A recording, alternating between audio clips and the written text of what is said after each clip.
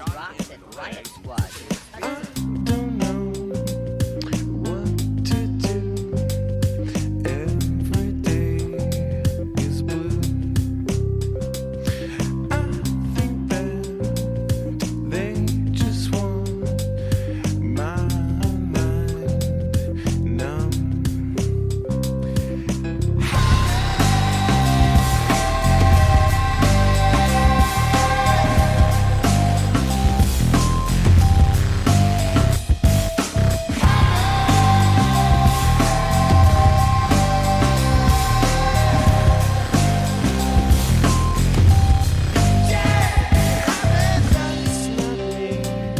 That's not you, it's all inside the two.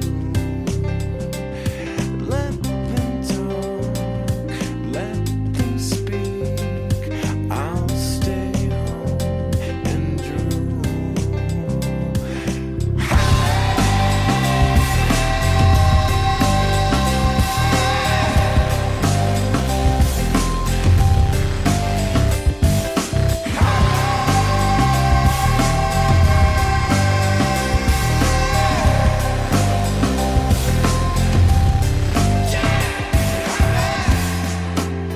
These things you say, these things you say,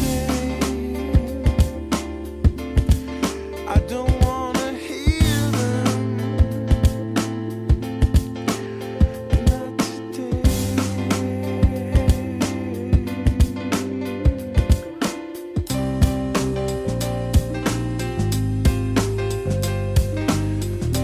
I still got TV.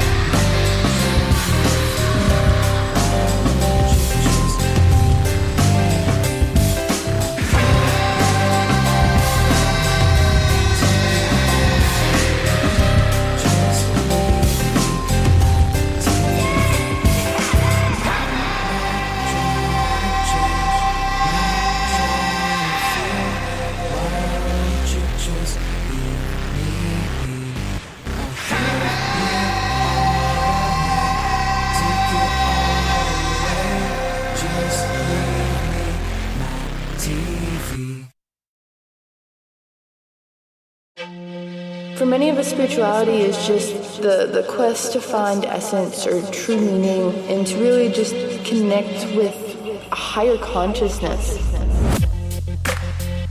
Welcome to Bring Me to Life Radio.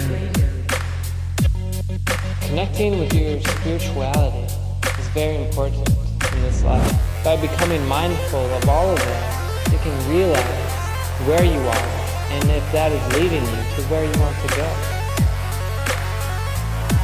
Listen to the little simple things, because it's those little simple things that are going to shift you vibrationally in such a way that will prepare you to become very intuitively minded and ready to step forward on the next part of your path.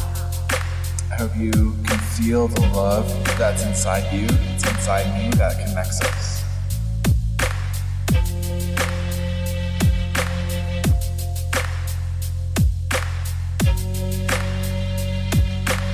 Awakening humanity to spirituality and higher consciousness.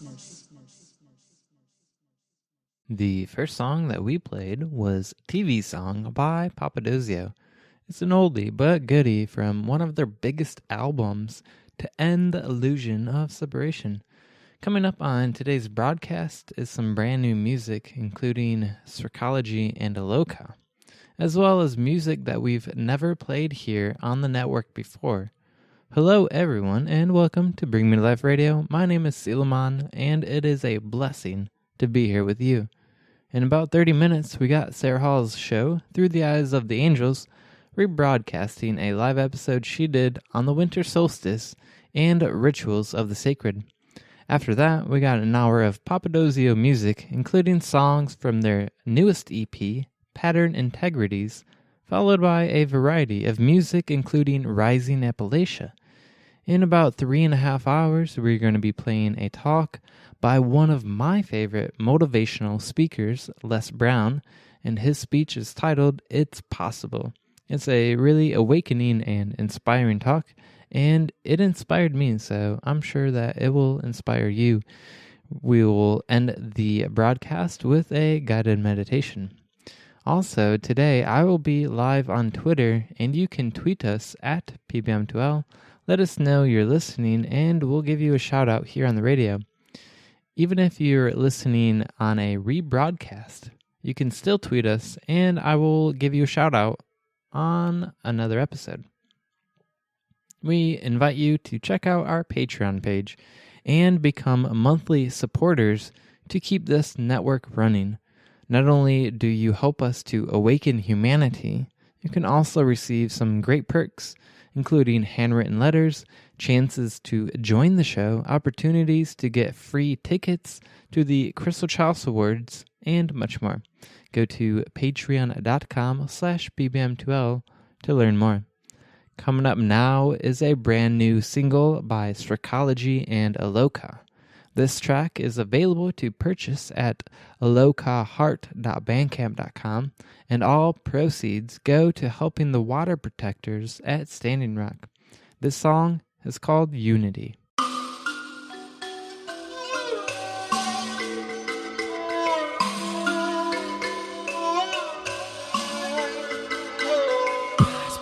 Yes. This one's for the family, worldwide. Shrikala, Aloka, Tabby Love, Amber Lily, Lily Fangs. Let's bring it together. We got to unify. We got to unify. We got to unify. We got to unify. Many sticks, one drum. Ra-pa-pum-pum. Feel the fire dance. Heal the ocean. In the air we breathe. Feel it everywhere. Feel your vacancy. Now you're a billionaire. Stop playing on the outskirts. Show them how your mouth work. Bearing it all, yeah, doing it without shirt. See the marks on my lineage, they dark colored melanin. They walk with the elephant. We all for the remnants. We all for the message. If we talk, then we get it in. All my people on the arm with the blessings. On and on to the next thing. Cause we got to unify. We got to unify. We got to unify. We got to unify. Fire's burning strong in our hearts. Heed the messages. Feel the drums call. Tell me what you see. Tell me what you hear. Set our voices free. There's healing in the air. Oil and water don't mix for a reason. Shift up the paradigm, changing of the seasons. So our children have rights to the sequel. Run like the bison, give strength to the people. The web of life not separate from man. Unified tribes are reclaiming the land. Rise and awaken, this is our stand. Holding the torch and extending our hands. We got to unify. We got to unify. We got to unify. We got to unify. We can work it out. You just gotta show up. You don't gotta know what for. Come together now. Working with community, it can be a great resource.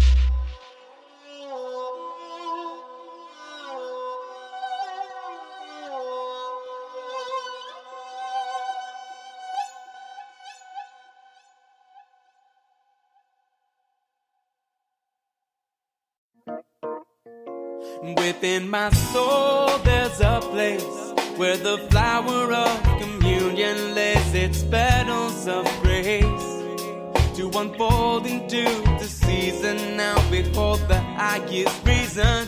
For where there's a will, there's a way. Made the way that I will be pure in faith to see what no I can't believe. Beloved, become to be lived beyond me. We are the temple of the way within. We hold the answers to our deepest questions. And when we find a way to live in balance with all that we're given, then we begin to find the meaning of this life we live on. And in my heart there's a song that awakens all I've ever known and all that shall be. Guided by the inner melody, we breathe to be and become. When the will and the way have been said and done, we rise like the dawn. I receive you as surely as I may become. We are the temple of the way within. We hold the answer to our deepest questions. When we find a way to live in balance with all that we're given, then we begin to find the meaning of this life we live on. We are the temple of the way within. We hold the answers to our deepest questions. And when we find a way to live in balance with all that we're given, then we begin to find the meaning of this life we live on. Directly connected, divinely we're protected. We try rules of the pure land, sacred light, always reflected. For your seeds to have life, we advise never neglect. I'm talking about fire and water. I adore my priestess, who's always a conscious daughter. We're always looking for something that has never been lost. Exaggerate our garments, the foolish way that we floss. Looking to pay off our karma, but see we don't know the cost. Just realize the true boss, there ain't no river to cross. The whole challenge is, how can we make it flow up within our central channel? Yes, our redemption is flowing, it's like the river Nile. Almighty Devi Ganga arises from the top of the crown of Shiva. I said it's all symbolic, you know these meanings are deep. These keys are stimulants to wake us out of our sleep. You know it's all symbolic, I say these meanings are deep. These keys are stimulants to wake us out of our sleep. Yeah, you wake 'em up.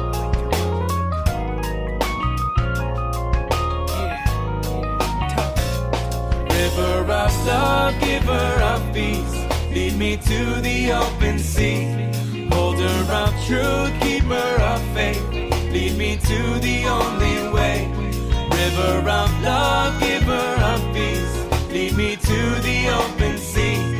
Holder of truth, keeper of faith, lead me to the only way.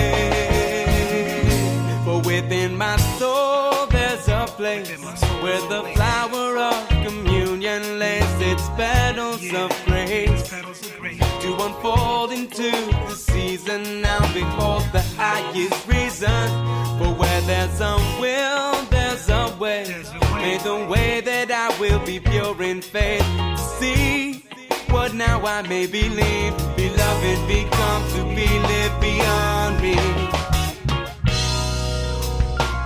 We are the temple of the way within.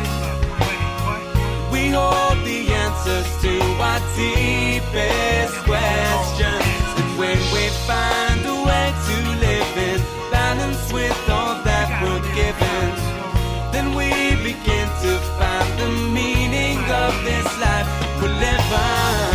We are the temple of the way within. We hold the answers to our deep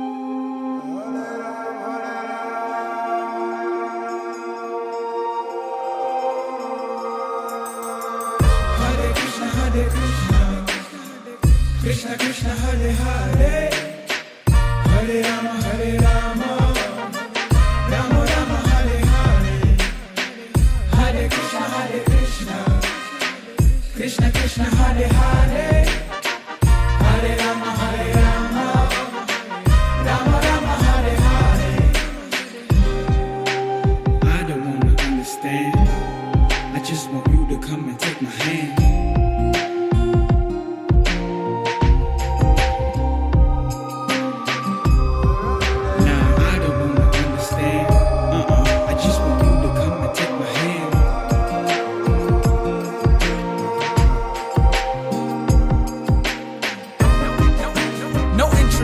Required color of a blue lotus flower or sapphire, sweeter than the sweet city of attractive attire. Where's my solar show? This is my only supplier. Smile like the moonlight, yes, bright blazing. The gopi's happiness constantly generated. Yellow garments, flower garlands decorated. There is a stumble in my step, it seems I'm medicated. Floating like a satellite, but so grounded as we dance in the dead of the night. Eyes restless, but you never left my sight. You're just for me, this ecstasy is the green light. As I cruise, your effulgence is the street light.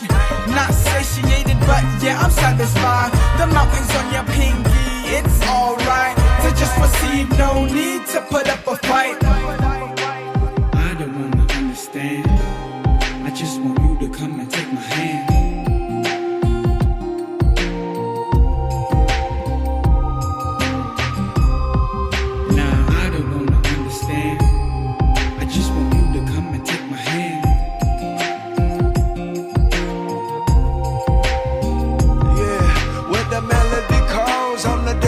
Appearance, the holy name rings and there ain't no interference. 32 syllables, the bird speaks. Friend of the fallen and the strength of the weak.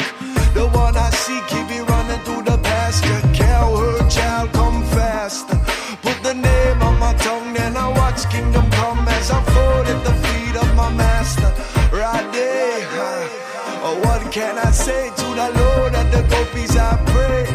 Just like Nitagoranga, the rain and the thunder, I run through the streets, so what spell am I under? Hare Krishna, Hare Rama, Radhe Govinda, Radhe Shama. Tell them all that you I honor, yeah. Tell them all that you I honor. Hare Krishna, Krishna Krishna, Hare Hare, Hare Rama, Hare Rama, Rama Rama, Hare Hare. Hare Krishna, Krishna Krishna, Hare Hare, Hare Rama, Hare Rama, Rama Rama, Hare Hare. Hare Krishna, Krishna Krishna, Hare Hare, Hare Rama, Hare Rama, Rama Rama, Hare Hare. Hare Krishna, Krishna Krishna, Hare Hare, Hare Rama, Hare Rama, Rama Rama, Hare Hare.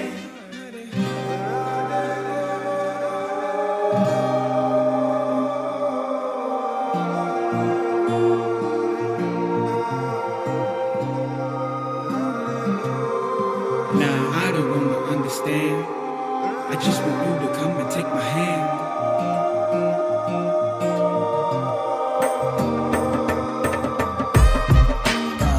How we do. It's just for you. Just at the right pace, with just the right embrace. Feeling it from all directions, feeling the heart with that sacred sound vibration. Come on, Hare Krishna, Krishna Krishna, Hare Hare, Hare Rama, Hare Rama. It's just for you. Hare Krishna, Krishna Krishna. It's just for you. Hare Rama, Hare Rama, Rama Rama, Hare Hare.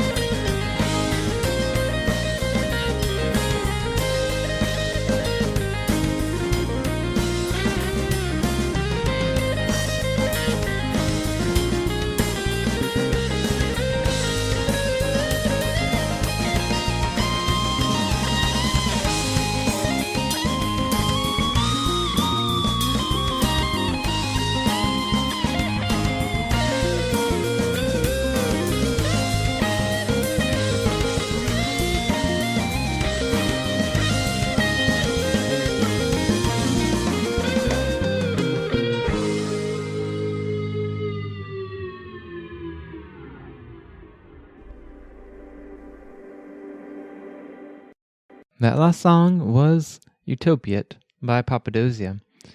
Coming up now is the Winter Solstice and Rituals of the Sacred. After this, we're going to be playing an hour of Papadosio music. So stay tuned and enjoy the show with Sarah Hall. Each and every one of us has an unlimited inner wellspring of spiritual power. You have the ability to transform, create, and heal anything upon which you set your heart and mind. Join me, Sarah Hall, as we learn how to uplift all aspects of your life through spiritual empowerment. Enjoy weekly guided meditations, spiritual discussions on a multitude of topics, and a chance to call in to receive channeled messages from the angels on your spiritual journey. I'm Sarah Hall, and this is Through the Eyes of the Angels.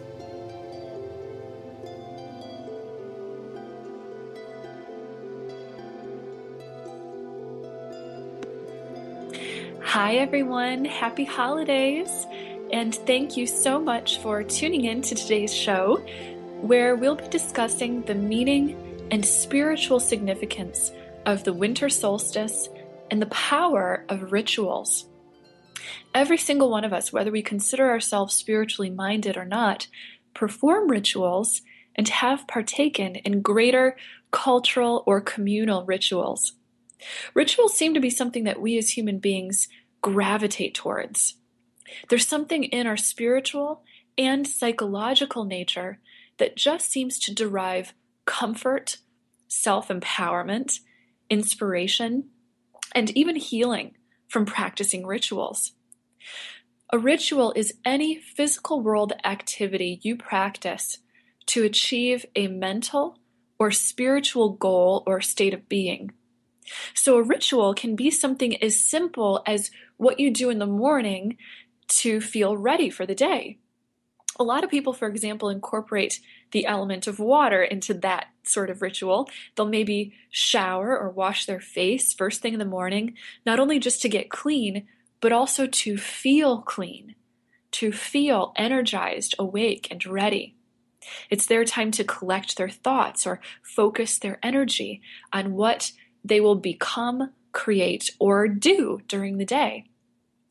We as human beings gravitate towards rituals as part of our daily lives, no matter who we are or what part of the world we live in, because it is very effective for us as spiritual co-creators of our realities to focus our vast mental and spiritual potential into the physical world and use the material physical world as the conduit or medium of our soul's desire and nature to create.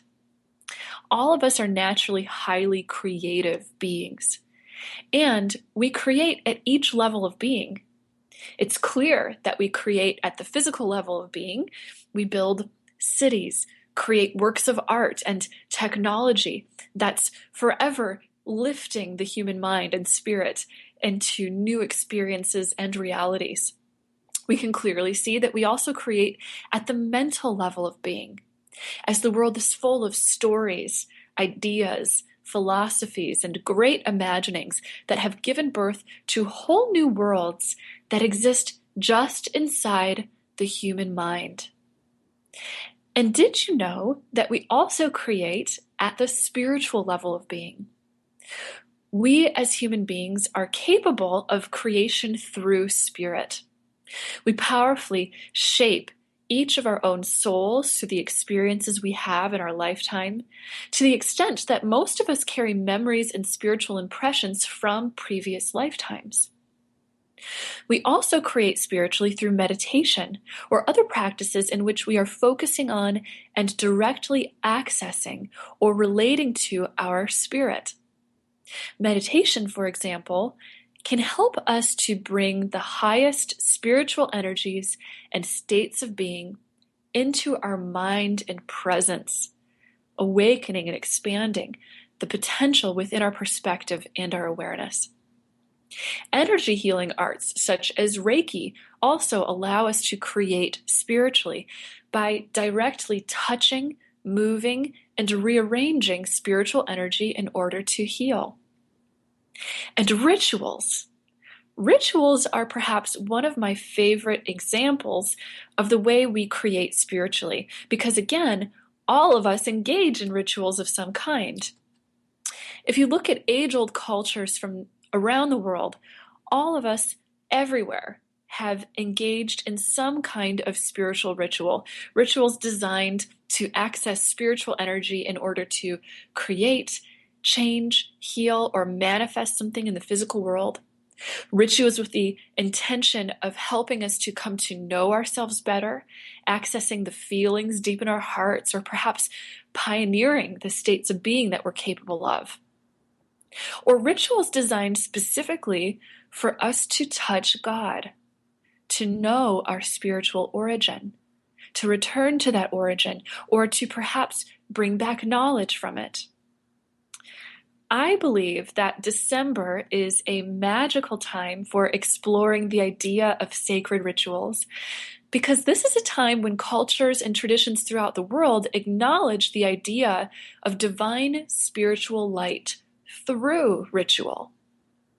The winter solstice will occur on December 21st, and this is the date of the shortest day of the year and the longest night and period of physical darkness in the Northern Hemisphere.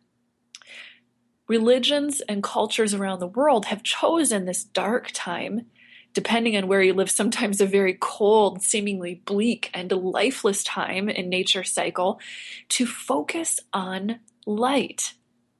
If you walk down a typical American street this time of year, you'll probably see strings of light hung up, bringing a little cheerful glow to this dark time of the year.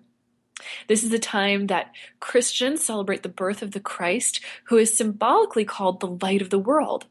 Or another way to think of it is that Christ is the bringer of light or enlightenment to consciousness. This is the time when Jews celebrate Hanukkah, in which they'll ritualistically kindle 8 lights symbolic of spiritual faith, dedication, and the power of spiritual light overcoming perhaps our darker human tendencies. 5,000 years ago, this was the time when the Egyptians celebrated the rebirth of the sun and the birth of Horus, the son of Isis, over a 12-day festival that is thought to be the origin for the idea of the 12 days of Christmas. In Mesopotamia, this was the time in which another 12-day festival was celebrated for the god Marduk, who overcame the world's darkness by taming the monsters of chaos and darkness. In Iran, Yalda is celebrated, in which people keep vigil through the long night in which they're bringing fires and they're lighting them and they're helping to symbolically have the sun battle the darkness and goodness sort of overcome evil. They'll also eat bright red fruits like pomegranate or watermelon to symbolize the red color of the dawn and the return of the sun. In China, Dongzhi is celebrated as a time for feasting and celebration at winter's beginning, again celebrating on lightheartedness, the light inside of us. The pagan and Scandinavian Germanic people celebrate Yule, which is another 12-day celebration of the birth of the sun god to the goddess. Even ancient Stonehenge shows that this time of year was ritualized as perhaps spiritually significant because Stonehenge is a physical marker for the alignment of the sun during winter and summer solstice. In all of these rituals, what we see is the celebration of light returning to the physical world as the sun returns to the earth, as well as divine light returning to human consciousness and overcoming our inner darkness. The Course in Miracles states, God is the light in which I see. Meaning, God, or the spiritual source of life, or higher consciousness, in other words, love, is the light in which I see. What that means is love is understanding. Love unlocks understanding, higher consciousness, understanding and all that comes with it, including peace, healing, forgiveness, and miracles. Do our rituals bring us closer to divine love, thereby perhaps the light of true spiritual understanding? I think that they can, depending on the awareness that you bring to your ritual, of course. And I think that rituals are meant to do this. As commercialized as some of the rituals or holidays of the modern world have become, there is still a focus on the idea of light, hope, and love that is there. You have the power to create love and to empower whatever intentions you have for your life with love through the rituals you've been perhaps raised to traditionally celebrate, or maybe through rituals of your own creation. What kind of rituals do you celebrate or practice? I would absolutely love to hear from you with any of your thoughts, reflections, or even questions, or if you'd like an angel reading later on in this show. And you'll be getting a chance to call in soon. The number to call for this is 240-979-4111. So go ahead and you can save that for later. The number is 240-979-4111. And know that even if you don't get through for your reading today, you can always book an angel reading with me through my website at www.seraphim.com. That's www.seraphim.com. All right. I wanted to share with you guys one ritual that I started for myself during this time of year. And again, I think December is just a magical time. I love solstice.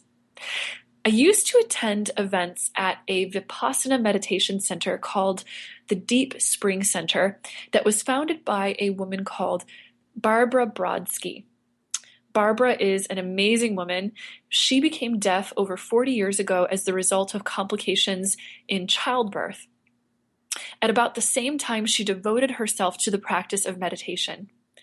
She had many questions and strong feelings within her at that time because, as you can probably imagine, it must have been very difficult to lose your hearing. And during one of her meditations, the spirit of a teacher named Aaron appeared to her. Aaron became a guide and teacher for her for the rest of her life. She still communicates with him. And he communicated that he would be her guide, helping her through her spiritual journey, and he helps other people too. Because Barbara became the channel for Aaron.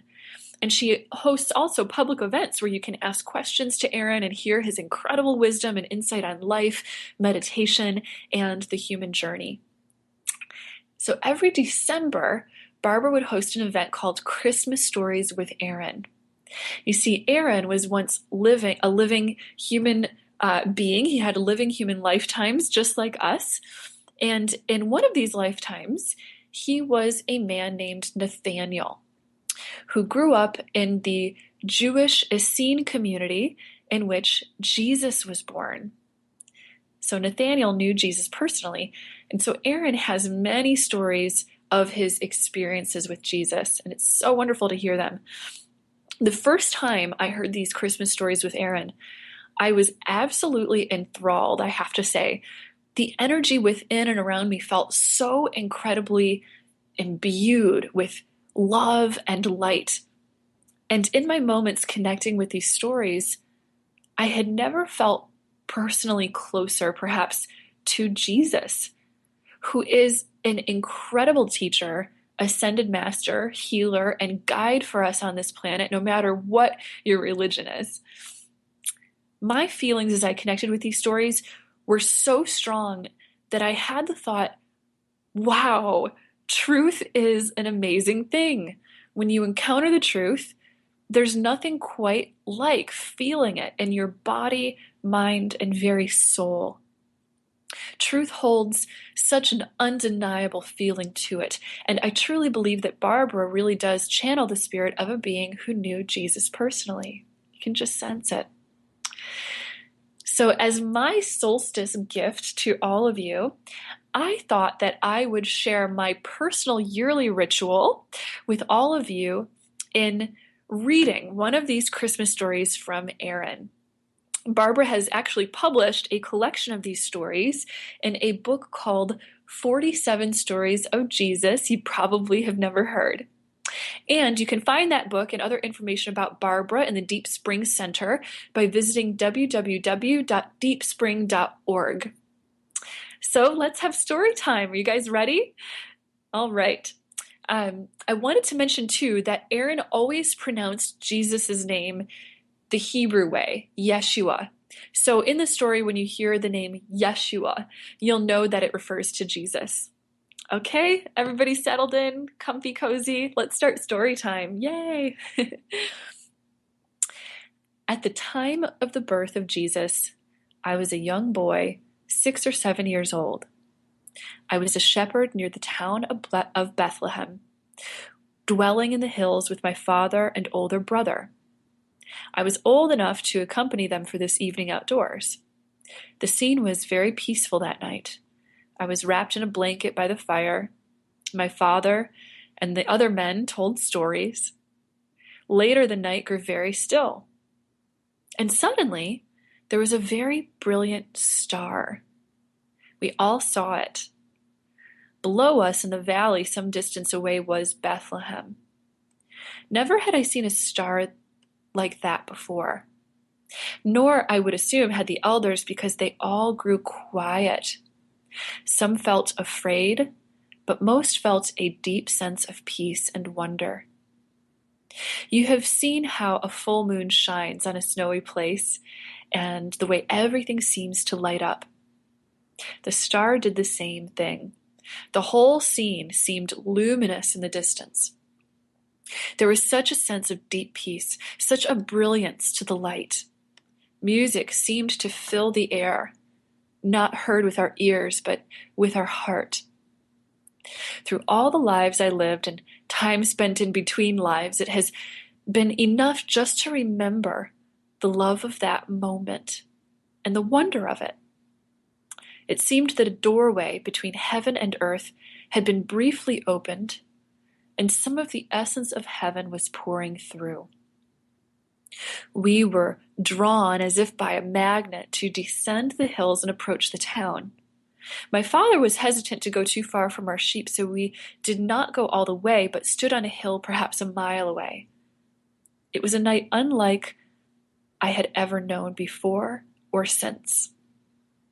The air was filled with angelic presences, which in itself is not unusual. The air is often filled with loving spirits. What was unusual was the strength of the love that was coming through to the earth.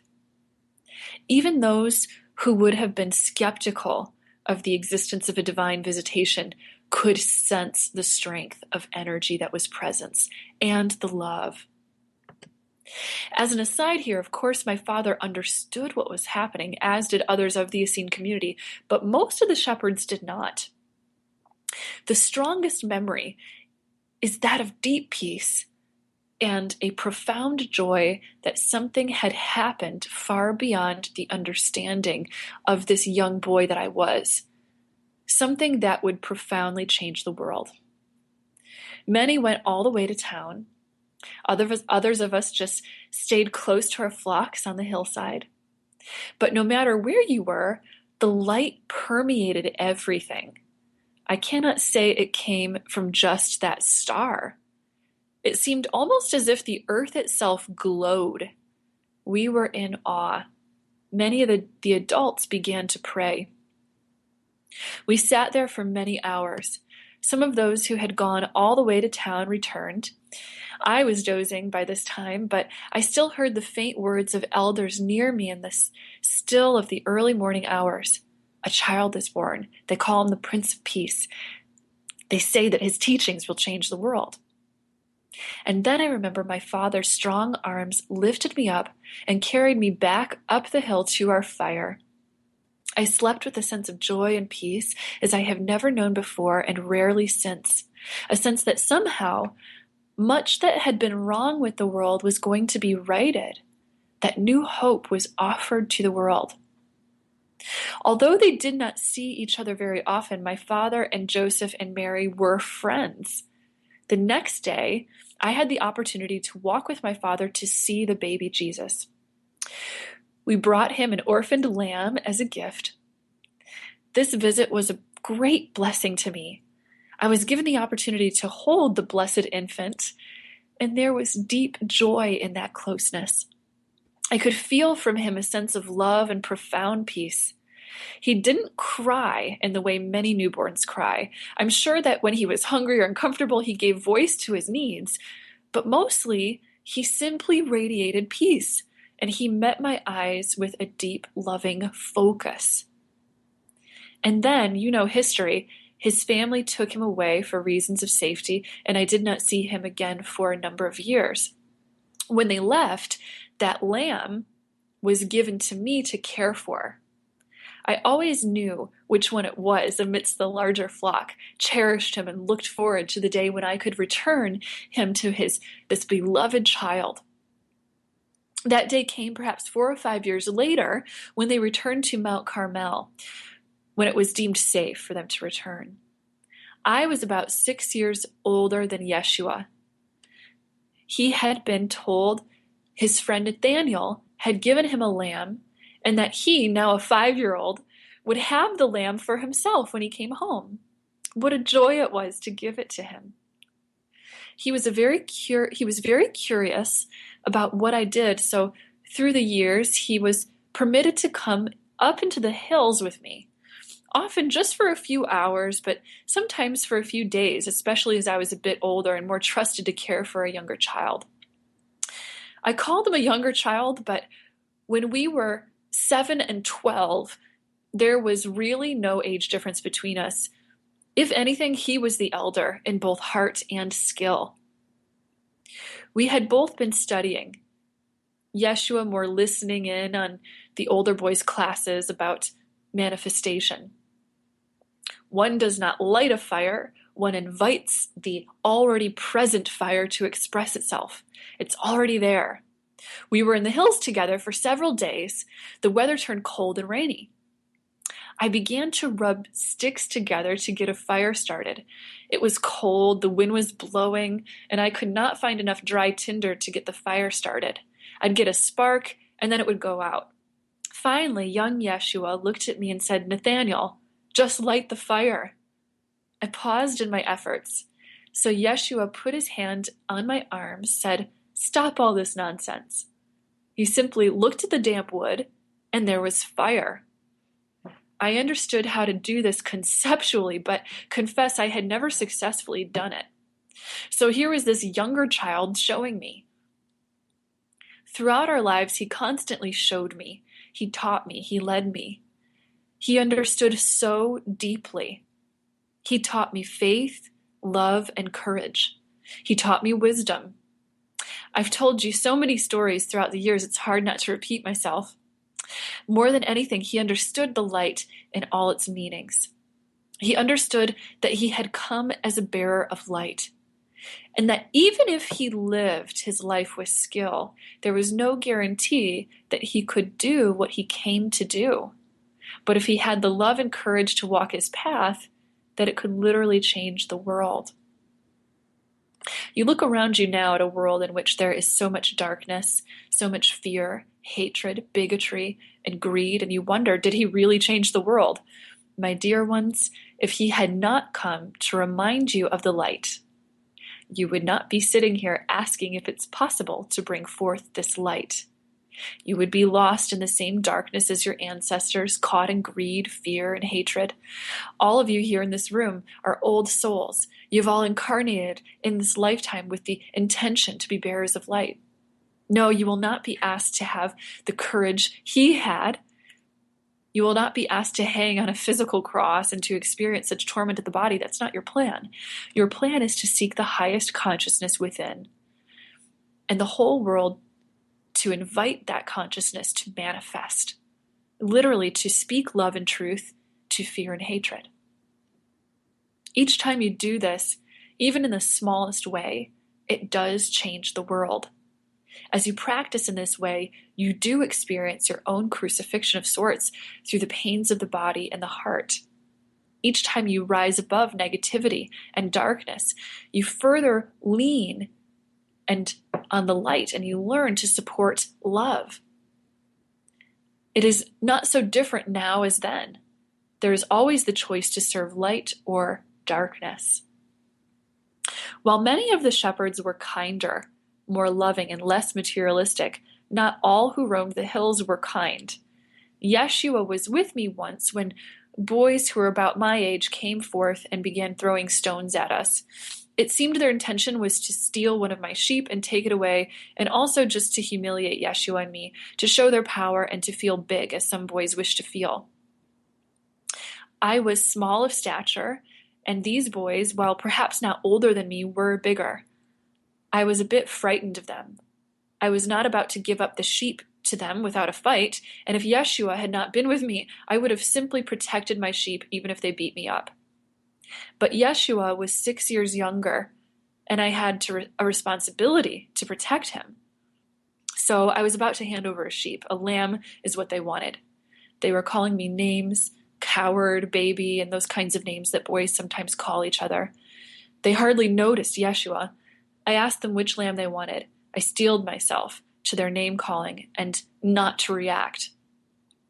And then Yeshua stepped in front of me. I don't know how to put this. It seemed he grew 3 feet.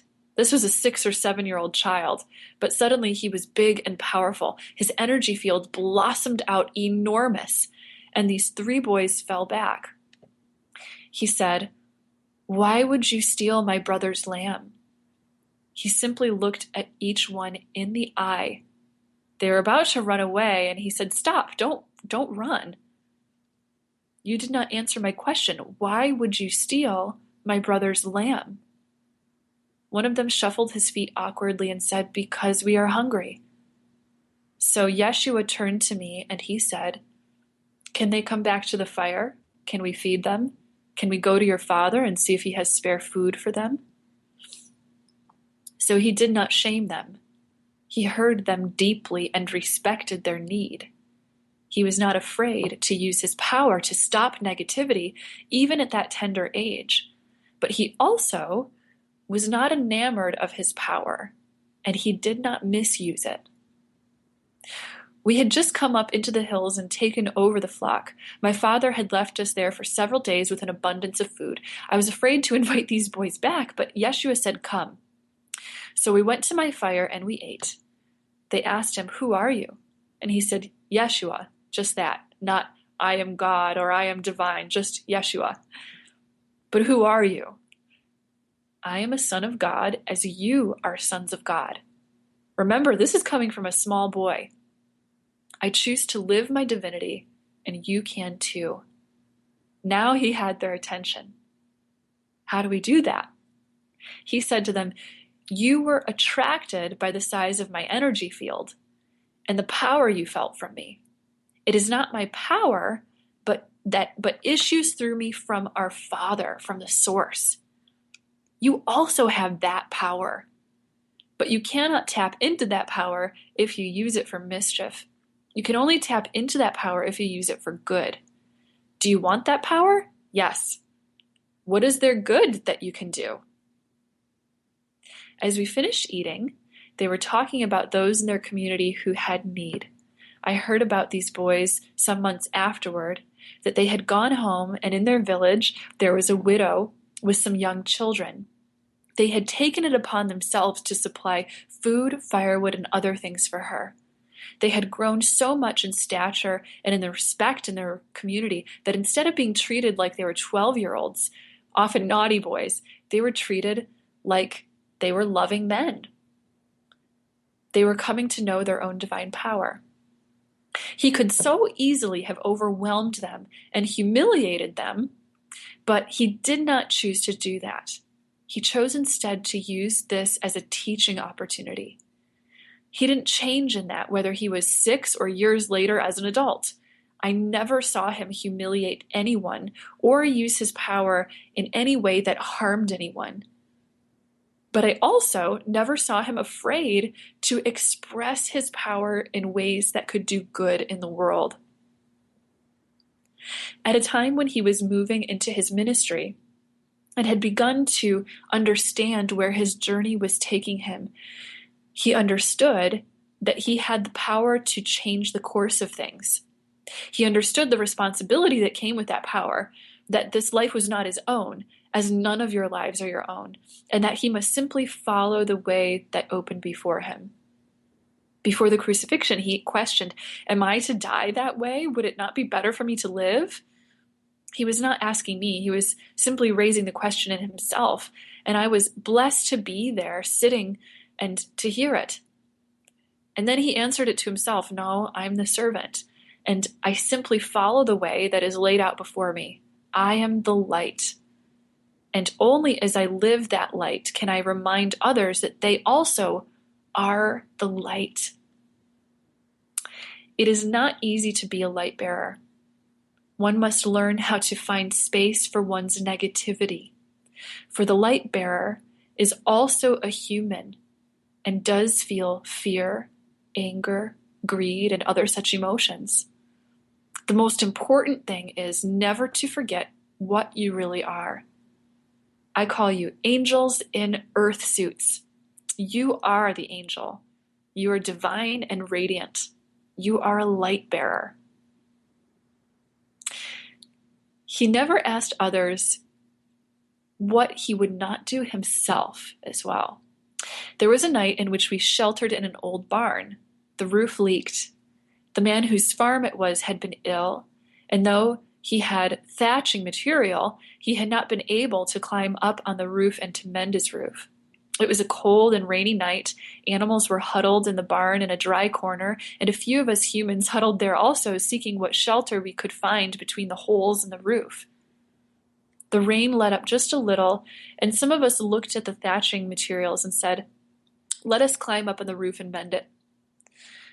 Now, this is an arduous task, even on a sunny, clear day, but on a cold night when there was ice in the air and that thatch material was wet, one's hands cracked and became raw. Remember, we didn't have fancy gloves like you have today. So several of us climbed up on the roof and began to work. Yeshua accompanied us. No one would have thought less of him if he had stayed inside in the shelter by the fire at the doorway. But he accompanied us, and for several hours we worked in this freezing rain and repaired the roof. When we came in, our hands were raw and bloody, and his hands were also raw and bloody. I know now that he could have protected himself, but he chose not to do that. He chose rather to exhibit his humanness and be there with us in every way to experience the pain and fragility of the human body.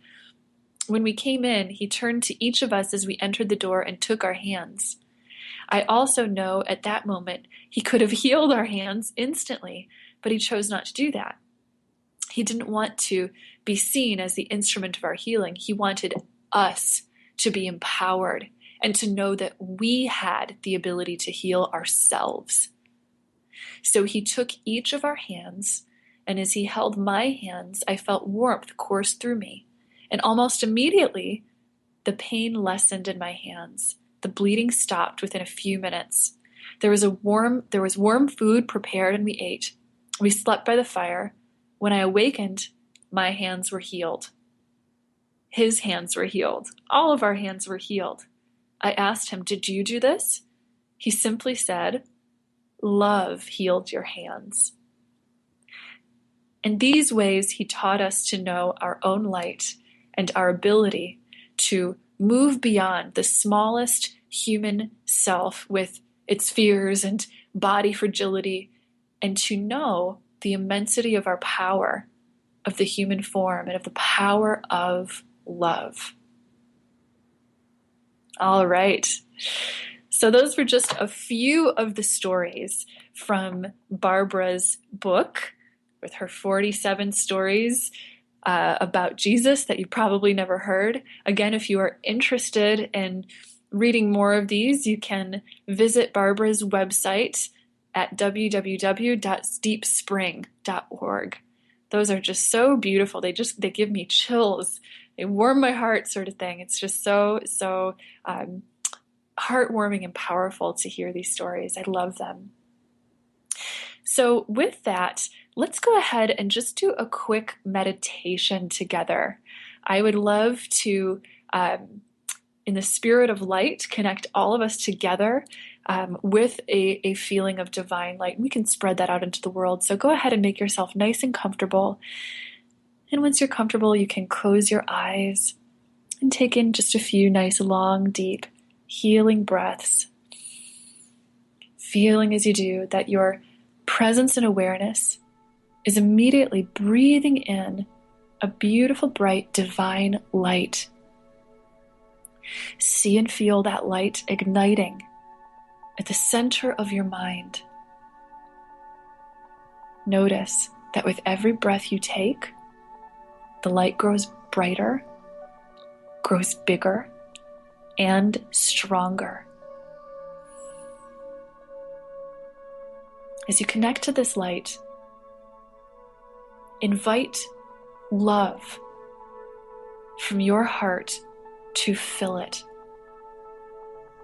Invite the feeling of love to surface in your awareness now. Each and every one of us have the power to feel love that can overcome literally any obstacle and create miracles. As you breathe, feel that love filling your inner light, and then allow that light to spread throughout your body.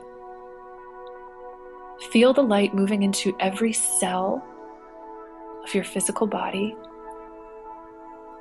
giving you a feeling of clarity, perhaps even weightlessness, as the light cleanses away anything heavy you could have been carrying. It just brings you back into your natural, original state of peace and love. Feel that beautiful light as you continue to breathe, moving outside of you, allowing it to create a beautiful radius of energy all around you, sending gentleness, beauty, kindness, goodness, and peace all around you. As you continue to meditate and breathe, feel as that light begins to touch all of the people in your life. As you breathe, mentally allow the light to flow into your family, your friends, into your loved ones. Next, visualize that beautiful light being sent to every human being in this world. Seeing it unite every single one of us with great love.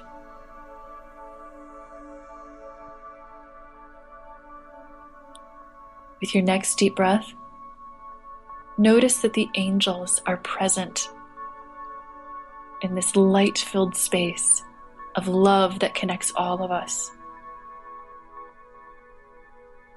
See and feel the angels holding space for that light and love on our planet, helping us to hold space and create more light and love. Feel all the ascended masters of the heavens, higher beings, perhaps even your loved ones who are in heaven, joining us, along with Yeshua as well, to uplift our energy and send that beautiful light swirling around the entire planet until our beloved Earth is absolutely swimming in bright light, healing, faith that everything is going to be just fine, peace, perfect, divine, unconditional love. Beautiful. With your next deep breath, breathe that light right back into your own heart. Seeing it bringing resolution, healing, and clarity to any of the challenges you face. Once again, feeling as that beautiful light spreads down throughout your physical cells, moving down your spinal column, flowing out through your tailbone, connecting you into the earth. And let's all just take 2 or 3 more deep breaths in this space together, celebrating that light, feeling the human power that you have to be an instrument of our source, of God, of divine love. And with your next deep breath, think the thought, I am that awareness. I am that love. That is my true identity. I am love. Beautiful. So go ahead and just take one last deep healing breath. And with your next exhale, you can gently open your eyes and shift right back into the moment.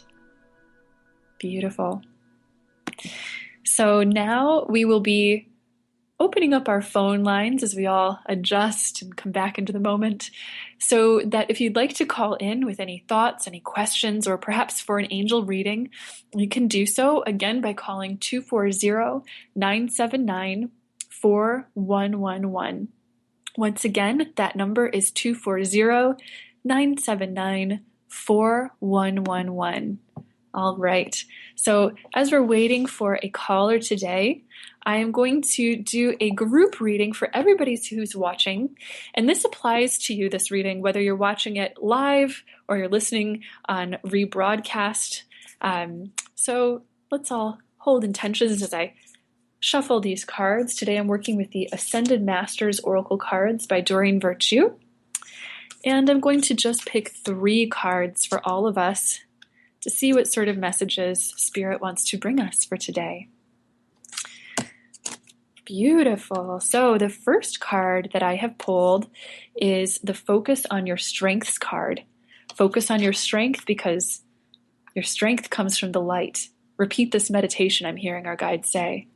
The second card says, see the other person's point of view. I think this is a wonderful message right now because it tells us that when you connect with other people, when you connect with compassion and the love within other people, you can bring about real understanding, resolution, positivity, and changes. This is a message about forgiveness.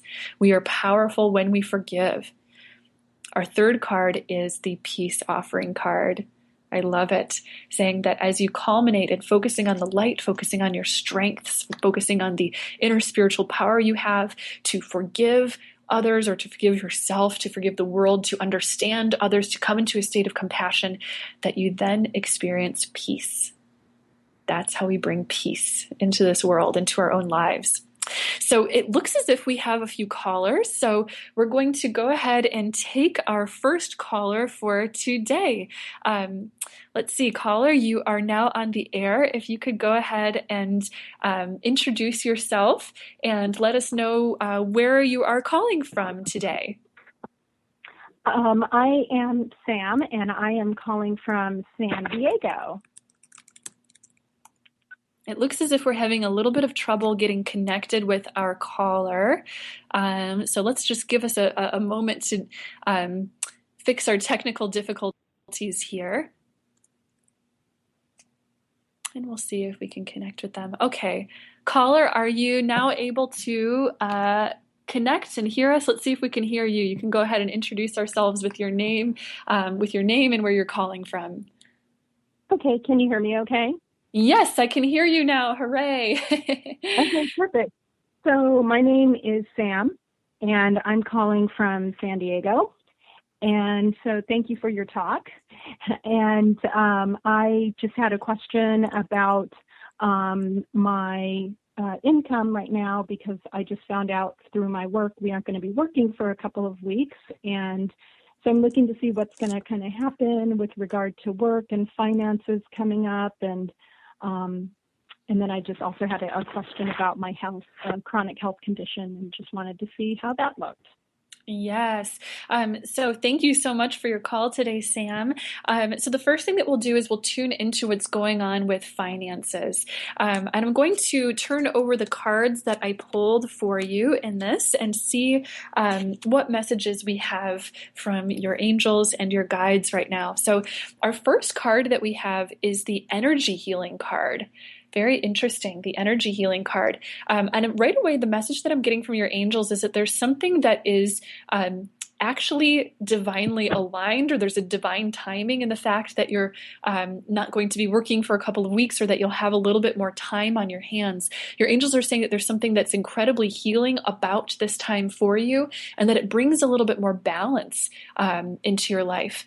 The next message your angels are giving us is they're saying to trust that your finances will be taken care of as you move into this. What they're showing us actually is what feels like a little windfall of help that will be coming in financially.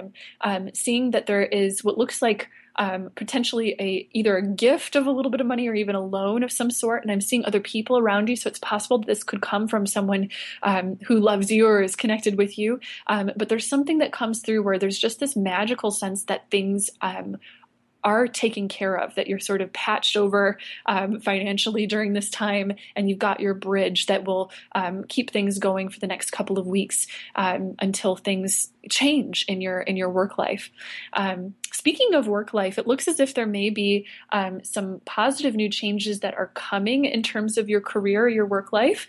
Your angels are saying that if you've at all been considering, a potential change in maybe the position that you have, it doesn't feel necessarily like you're going into a whole different kind of work, or that there's an enormous uprooting kind of change, but there's a little change, perhaps a new job, new promotion, new position, something like that, that feels as if the time is ripe for it. So go ahead and spend a little bit of time maybe seeking it out or looking for it, because that's going to really help. Now, I pulled over a card as well to represent your health, because you also mentioned health stuff at this time. And this is so uncanny. Oh my gosh, the card that I pulled is the Balance Career and Home Life card.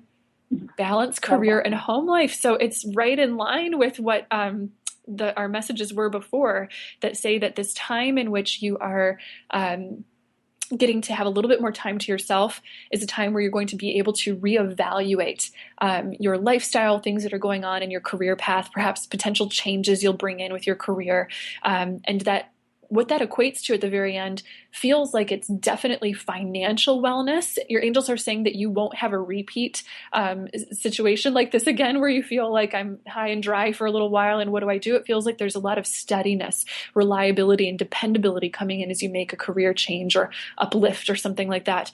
And that peace of mind, that balance that you get, creates an instantaneous sort of new sense of health in your life, because the stress changes, the stress goes away, and you start to feel more safe, more at peace.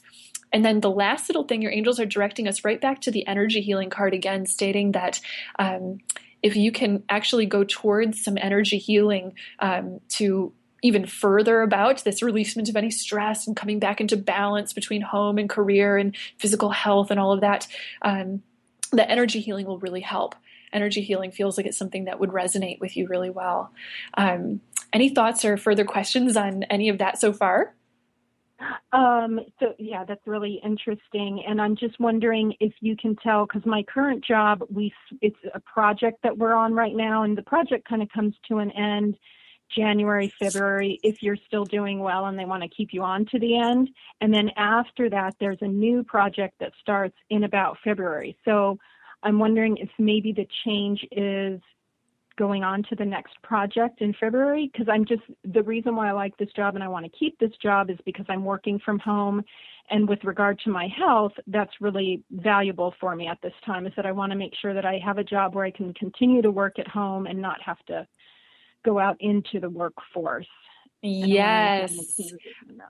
right away, as you were describing that part of it, wanting to stay at home and all of it, I felt the angels repeating that word, the balance between home life and career. And that is, for you, your balance is being able to stay home so that you can take care of yourself the way that you need to at this time. Furthermore, the angels are saying that, yes, it feels as if you have a very, very, very, very high chance of being offered. They're saying yes, as far as being offered something new in the next project. I'm seeing you there. The angels are also saying that this particular project, you have the opportunity to maybe even escalate in what you're doing. So potentially, whether it's a promotion or maybe taking on a new responsibility or something like that, or playing a little bit of a different role, there's something about it where it feels like there is more energy, more light, and more abundance, more money coming your way to keep this a really balanced thing. It also feels like, interestingly, that the next project that you will be doing, again, it feels like you're going to be invited to be part of it, that the next project may last a little longer or lead to something where there's something even more long-term feeling, or really, really steady long-term feeling about that. So interesting. Mm-hmm. Yeah, wonderful. Thank you so much. I really appreciate that. Oh, you are so welcome, Sam. It was wonderful to connect with you today, and I'm sending you so much love. Me too. All Bye. right. Bye-bye. All right. So it looks as if we already have another caller who is on. So let's see that we're able to connect with them this time. Caller, you are on the air. If you could go ahead and just introduce us and let us know where you are calling from today. Hello? Hi, we can hear you. Great. Yay. No more good. technical difficulties. Yay, awesome. Hi, Sarah. How are you? My name is Maria, and I'm calling from New York. How are you? Happy holidays. I am doing great. Thank you so much, Maria. So glad to have you on today. Thank you, and thank you so much for that beautiful meditation, and that story you read was absolutely just a beautiful vibration, very peaceful, and it was a beautiful story. So thank you for sharing that. Oh, you're welcome. It's my honor. I'm so glad you liked it. Aw, thank you. So the reason I'm calling is to see if we can get a reading. Yes, absolutely. Would you like a general reading or anything specific topic you'd like me to focus on? Yeah, I do have a specific question. This year has been a year of changes, realizations, spiritual enlightenment, and on the financial side, it's been very trying. The last couple of years have been quite trying, looking for work and, just trying to assimilate myself to what exactly I should be doing. Now, recently, what I did do is I took a certified angel reader certification, which I was very thrilled about. I actually started doing some card readings. Good. Yeah, just to kind of bring out my intuition a little bit more. But since I did that a few weeks ago, I've just been feeling physically more ill. And I don't know if it's subconsciously something that's going on, because I do have worries and fear, I'll be honest, that it's not something that's going to carry me financially. So I just kind of wanted to see what the angels have. There's a message for me. Should I keep looking for the traditional workplace, or is this something that I can move forward with? So the angels are giving us a really great message. This is kind of a best of both worlds message, because it gives you a beautiful sort of bridge of transition to walk as far as doing spiritual teaching, healing, and reading type of work, and being able to make sure that it, of course, will be able to support your life as well. The first thing that your angels said right off the bat was, "This is a light worker. This is somebody with a lot of spiritual energy in them, and you are very much being called to do spiritual work in this lifetime." They're showing us that you have a big, beautiful heart. You have a lot of psychic ability. It's interesting. I'm seeing both clairvoyance and clairsentience in you that you could continue to unlock and really put your faith in as you're getting, kind of messages from spirit. They're showing us also that you have a beautiful connection with both children and animals. just these types of beings, they gravitate towards you because you have a sweetness and a gentleness around you, and even healing energy that comes out of your hands as well. So you do have the ability to make a difference in other people's lives, and you are absolutely meant to. The first card that I pulled is the come out of the closet card, which is a card that I love because this card always shows up when we're asking about life purpose. I love it. It shows up when there's somebody who could really empower themselves by coming out and really declaring to themselves and perhaps even to the world, all right, I am a spiritual teacher. I am a reader. I am a healer. I am here to do this. This is my calling. This is my path.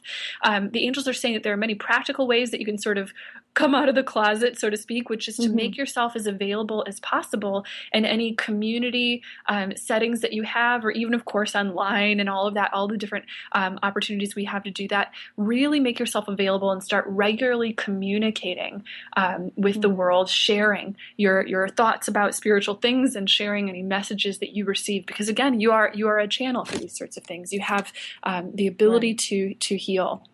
Now, let's talk about the bridge part of it that they mentioned, where they said that there is a time of transition between, maybe becoming a full-blown, what I do is maybe readings, or what I do is healing-based or spiritually based in some way, and, making that be able to support you in now. So for now, they're saying that it would be positive, potentially helpful for you to have some sort of job that supports your peace of mind. We want something that you feel as if you can resonate enough in, something that even resonates with the gentle, sort of nurturing, healing energy that you have. So there's an environment, to work in that has that. Then certainly go for that sort of thing, because that's going to, again, speak to your talents and be something that you'll want to stick with. And that is going to act as a bridge while you're developing yourself in terms of having a business side to putting yourself out there as a spiritual healer and teacher. The angels are saying that this is good simply because for most of us, we need to have that bridge where we're not relying 100% on maybe our spiritual work to support us financially, because we don't want fear or doubt to creep in, and the pressure to put on that to creep in. You can think of your budding, kind of life of doing this as, I've got a beautiful little infant baby that I want to protect. I want to nurture and grow and be able to stand on its own two legs, before you go ahead and make this, more of your mainstay. So that was their first sort of message. Again, find something that matches your energy.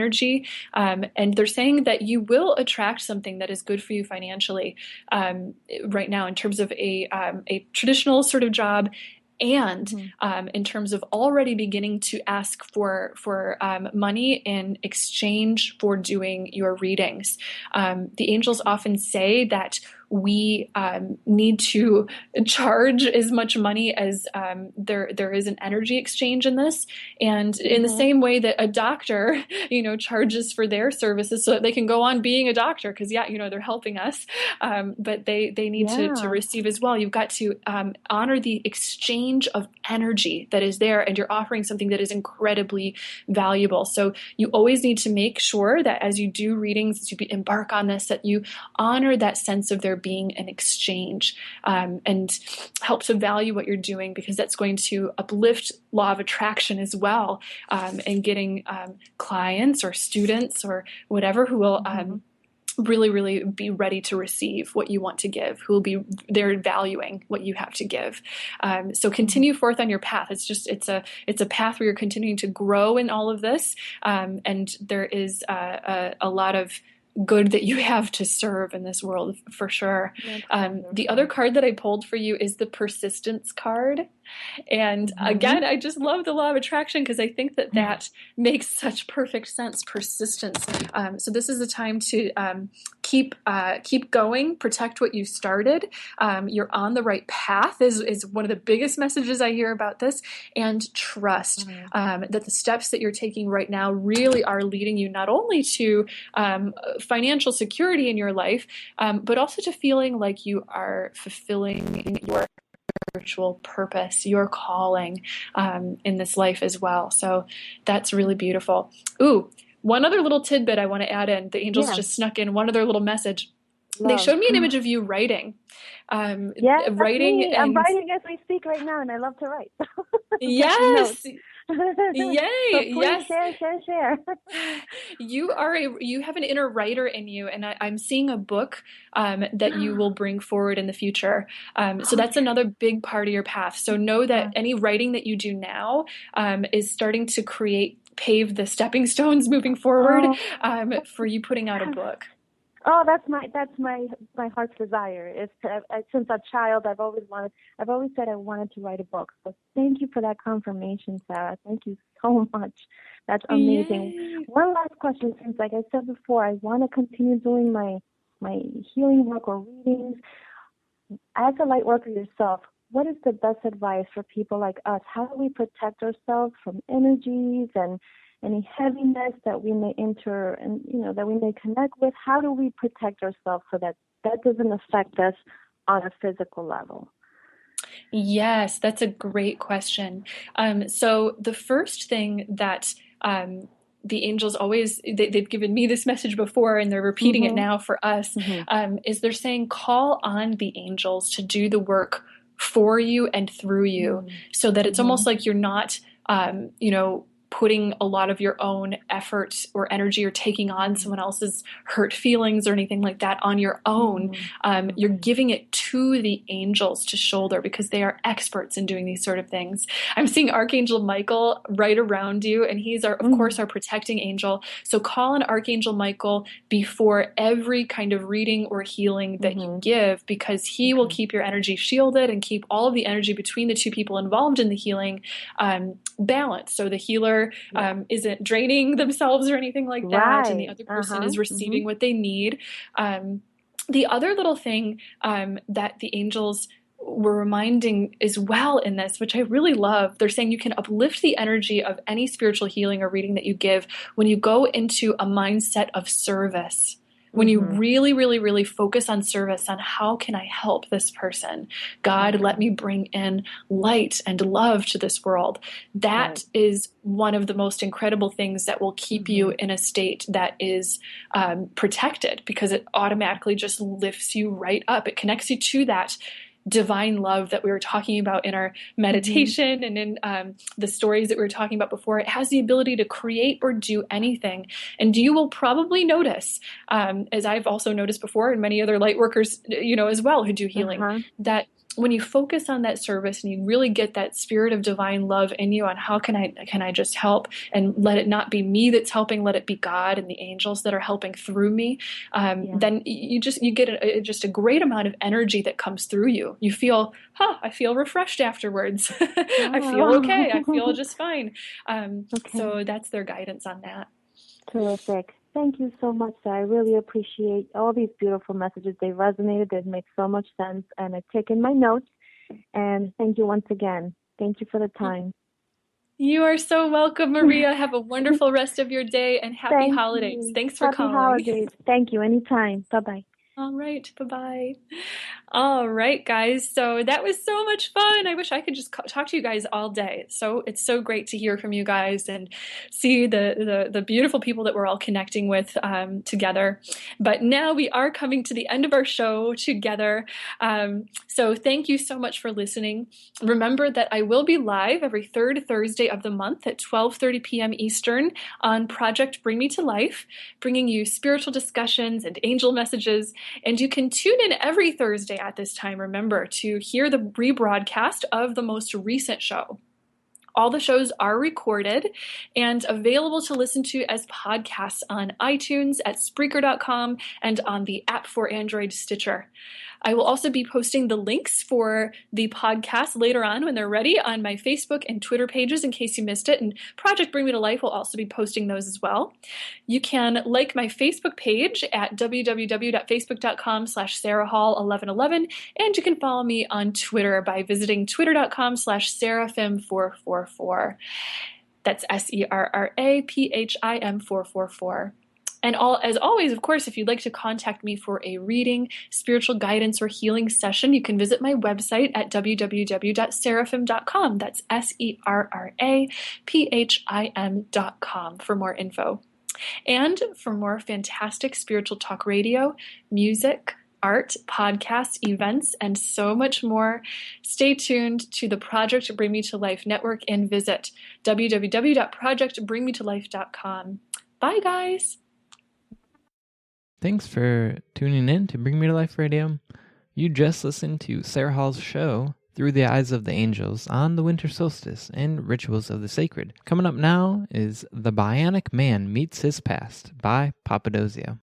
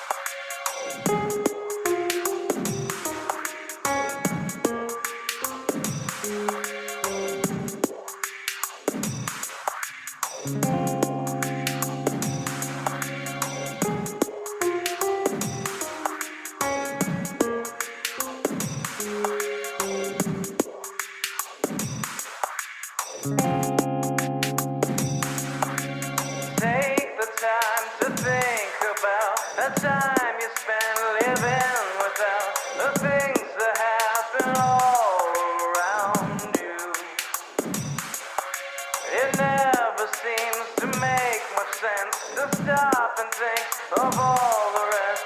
The grass, the trees, the breeze, and the sun.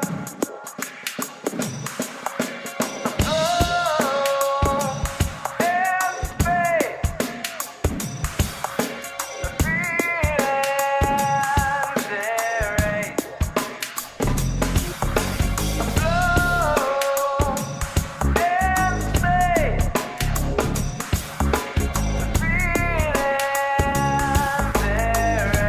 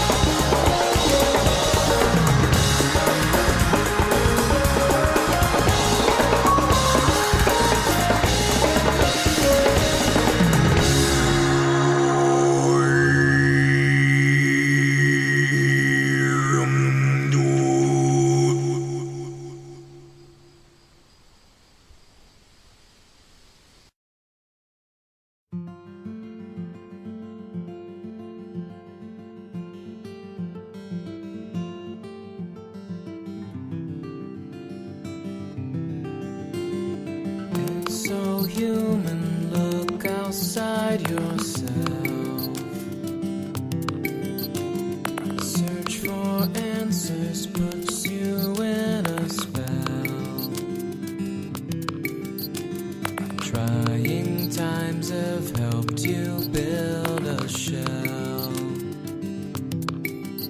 and turn your world into a prison cell. The change we're looking for comes from inside. It takes patience and the will to try. There's too few seeking, most would rather hide behind their clothes and black external lies.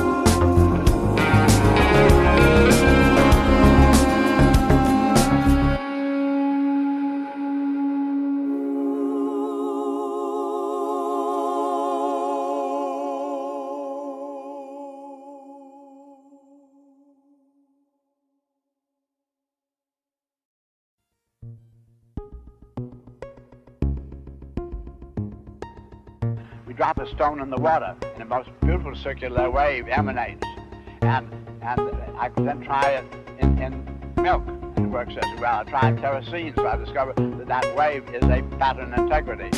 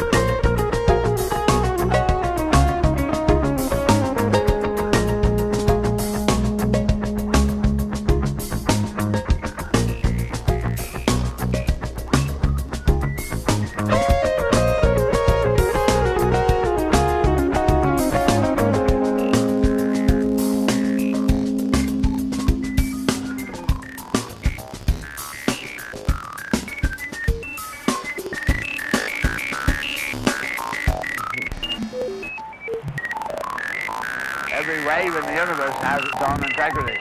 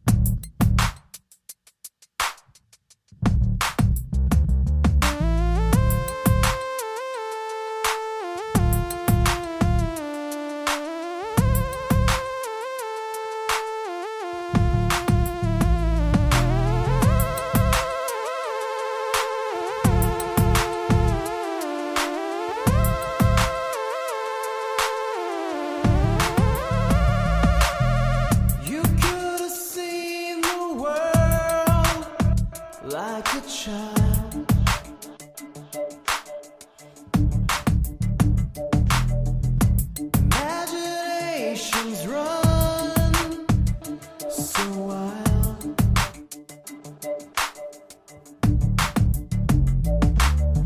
But now you close it down and lose your sight.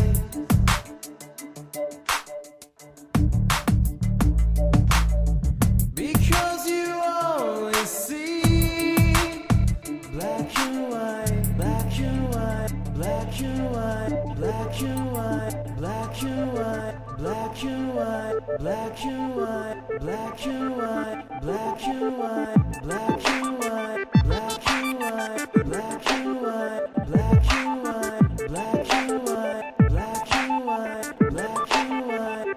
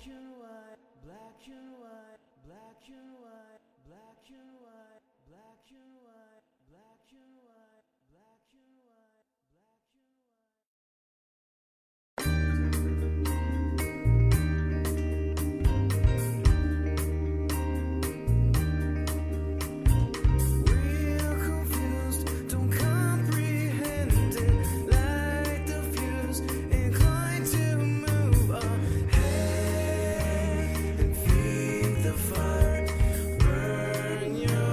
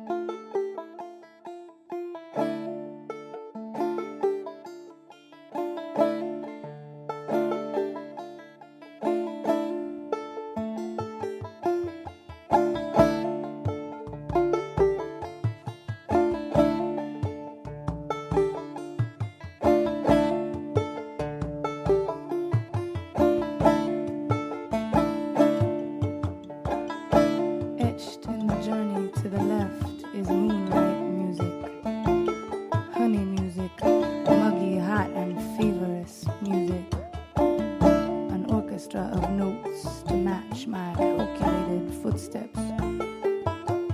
Go quickly into night's silver eye, luminous and fertile.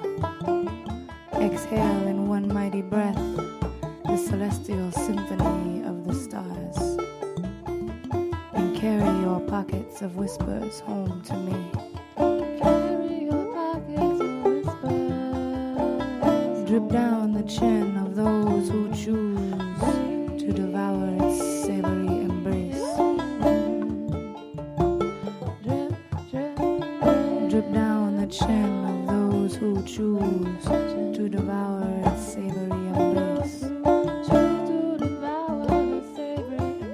Drip down the chin of those who choose to devour its savory embrace. Oh, Riley and Spencer, burning down. There ain't no more liquor in this town.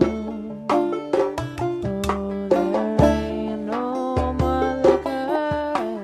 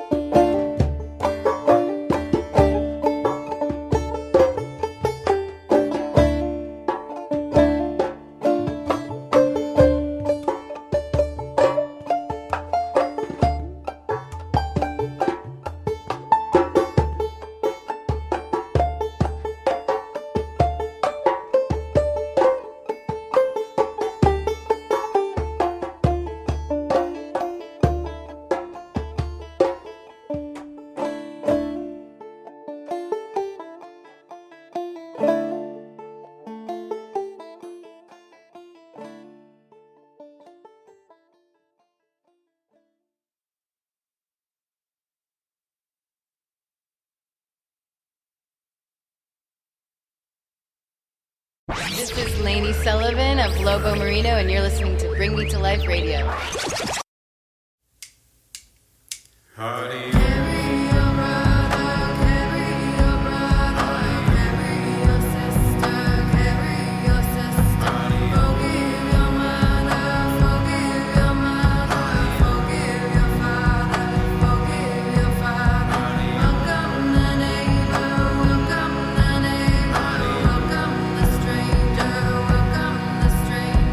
Trust in the elder, trust in the younger.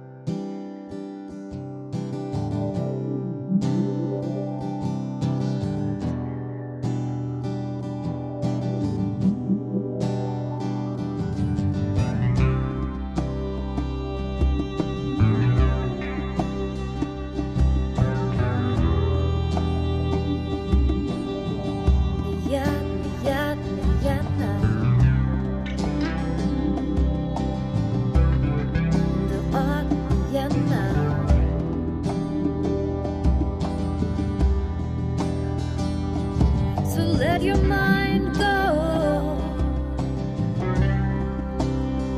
Child, set your heart to ease. And let the light shine down and rain on your face, yeah. Well, open up your heart and let that light in, yeah. Wow, yeah. Begin to find what you've been looking for.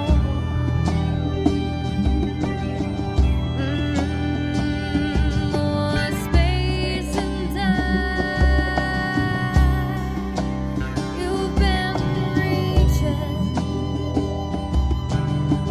You've been running, searching, seeking.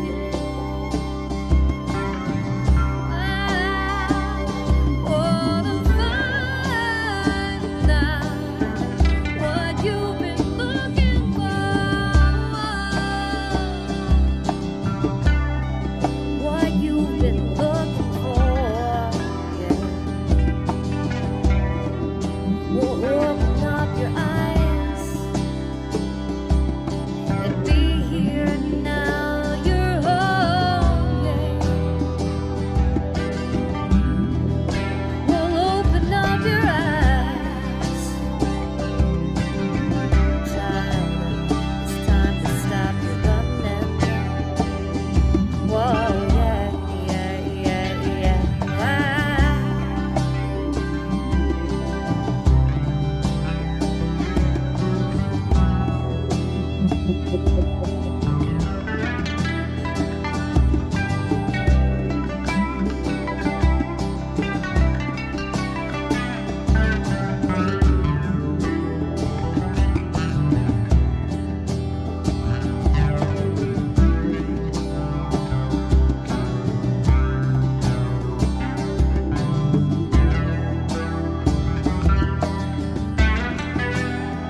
Sure, I cried over and over and over again. Over and over and over again, I cried.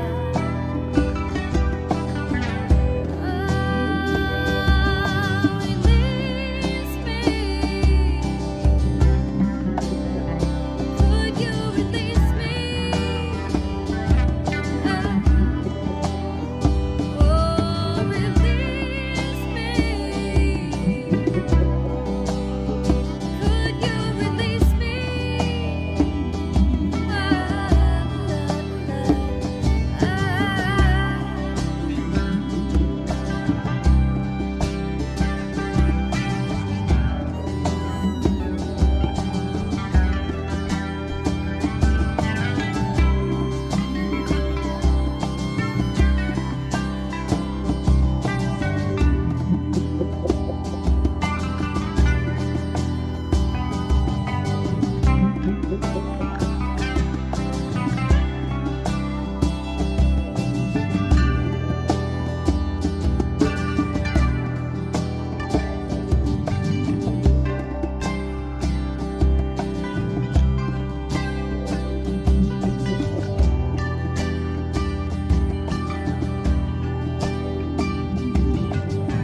And I cried so many times.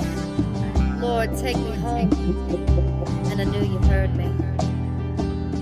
And you spoke to me. And you said, just let your mind go. Child, set your heart to ease. And cast your fears aside. We're gonna break down the walls, yeah. We'll open up your heart and let that light in, yeah. Whoa, yeah. Begin to find what you've been looking for.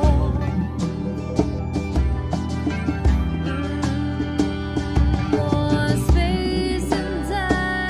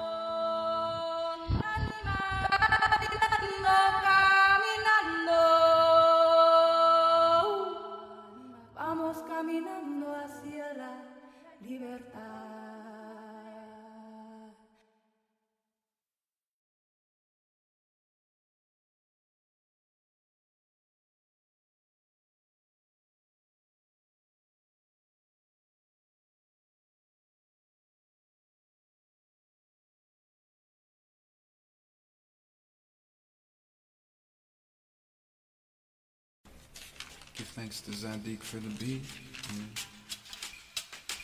Once as a young man, I told my best friend that I had a plan to be a gypsy like my old man. He started laughing, told me that my passion was a waste of time and a little bit old-fashioned. That is the day I gave up his opinion. 3 years later, he was dead from the poison. All of my boys in Richmond still drinking. Since then, I've been to 40 states and still traveling.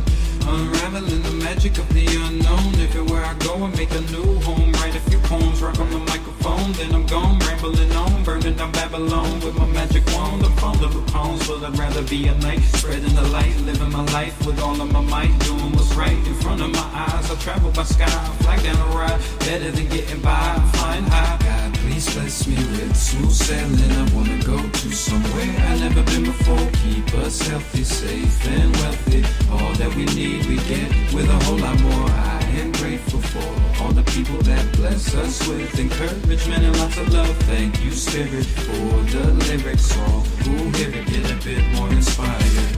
And though I walk on concrete mostly, I feel the sacred soil beneath me. God knows what we need and gives it to us freely. I release all my fears of the unknown, knowing that I am guided by the unspoken poems of changing winds, following the bliss and staying tapped into the magic. A great many thanks to the elders for paving the way, keeping the towns friendly wherever we stay. To all the professional homeless poets, musicians, artists, roadmen, vagabond, gypsy, hobo, wandering dreamers and explorers of adventure. May your stomachs always stay full and calm. May you always be in love and warmed by the sun. Blessed journeys to all for 1,000,000 miles more. No moss if the rock keeps rolling. Don't worry about material, keep a spiritual 1,000,000-mile miracle around the continental land of the eagles and seagulls, the people of people, plus and minus are equal. Gas in the vehicle, headed for the festival outside Sebastopol, selling the stencils for rice and lentils and writing utensils to empty the mental and find the pinnacle, tentacle, break a cubicle. Life is a musical, it's all unusual. Every place is magical and suitable for the traveling fool. Sneak in the pool, free lunch at the school, get some vegetables from dumpsters at the Whole Foods. Keep it cool, they're not looking for you, the Jedi voodoo. Use your tools, God gave them to you. I'm traveling, dude. Safe journeys.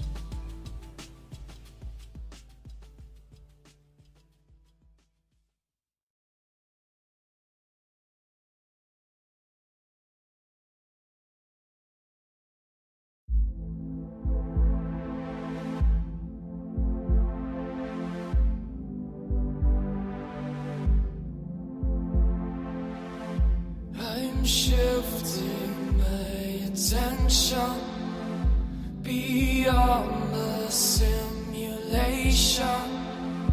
I'm setting my intention at the highest vibration.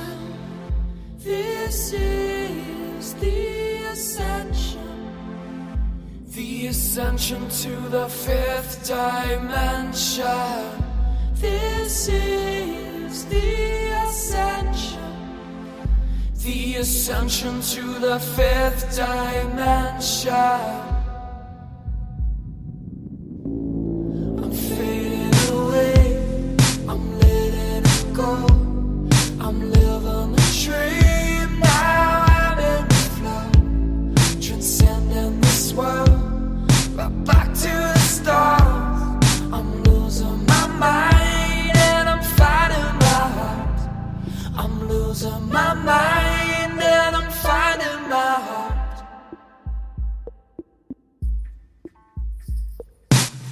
To find order, balance restored again.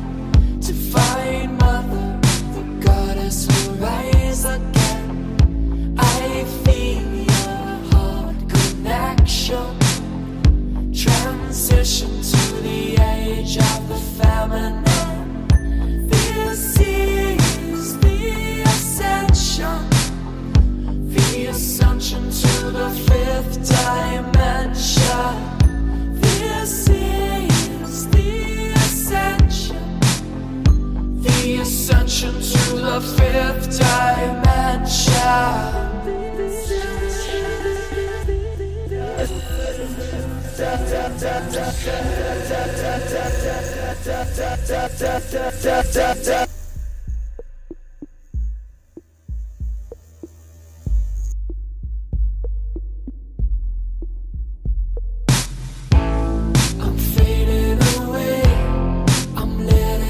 go. I'm living the dream now. I'm in the flow, transcending this world, right back to the stars. I'm losing my mind and I'm finding my heart. I'm fading away, I'm letting it go. I'm living a dream now. I'm in the flow, transcending this world, right back to the stars. I'm losing my mind and I'm finding my heart. I'm losing my mind and I'm finding my heart.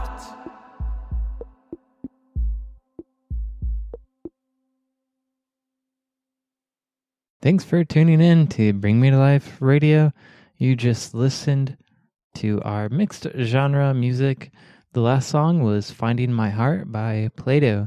Coming up now is a talk by Les Brown on It's Possible.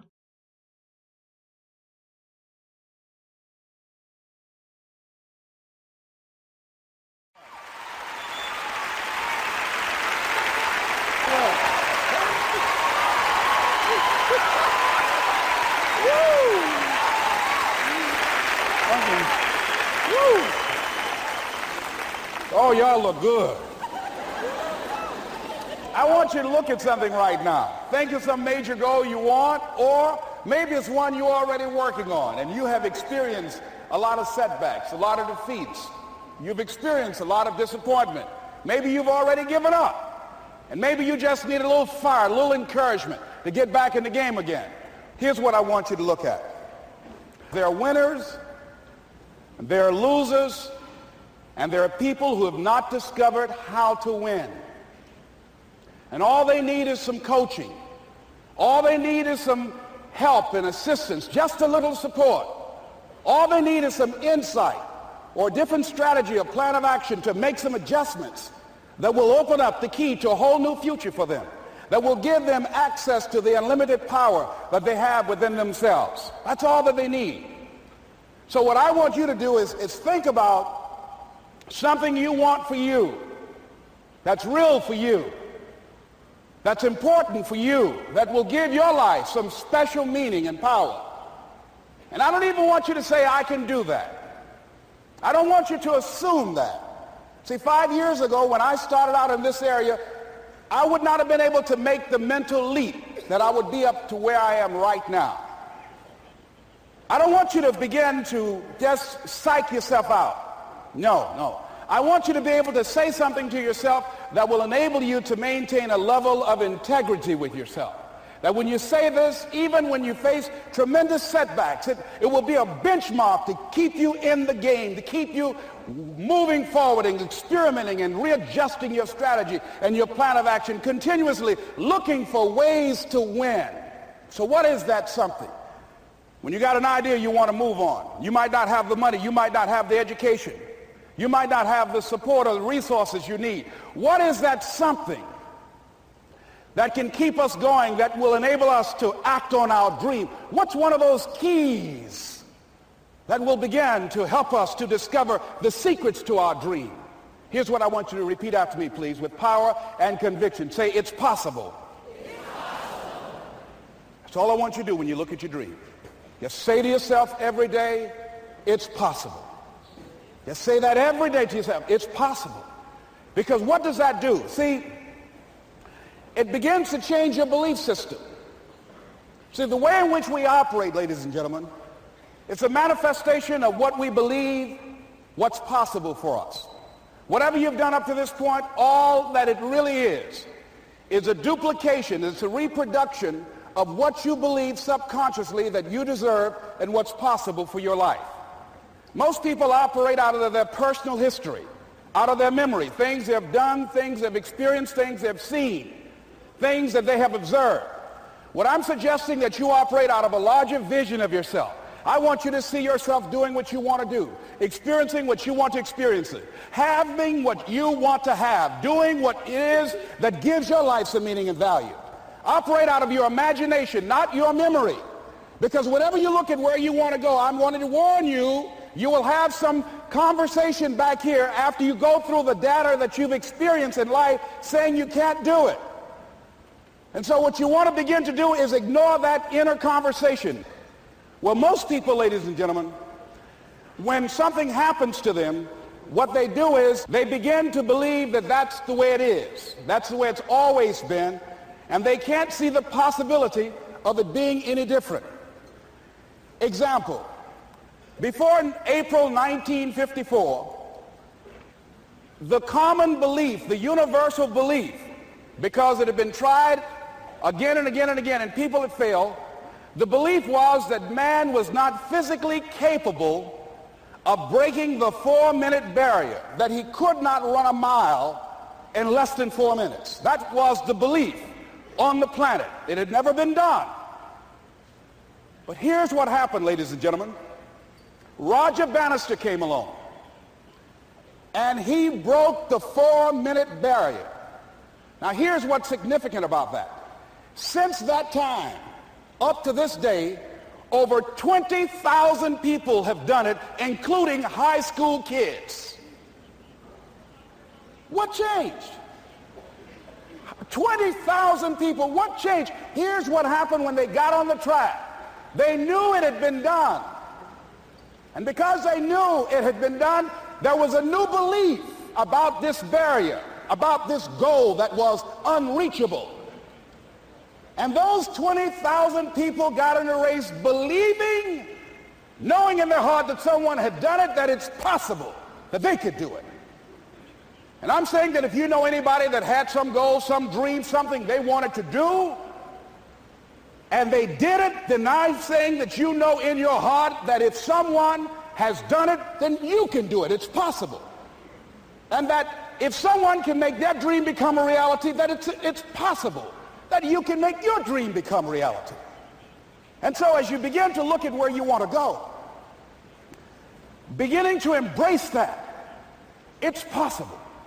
I'm blessed and highly favored. I've got a lot going for me. I got some good stuff in me. And it's possible that I can bring my greatness out here in the universe. That I can do what I want to do. It's possible I can write my own book. I can have my own business. I can take the trip and travel around the world. It's possible. I can bounce back from adversity and reinvent my life. It's possible. Regardless of where I am, the things can get better for me. It's possible.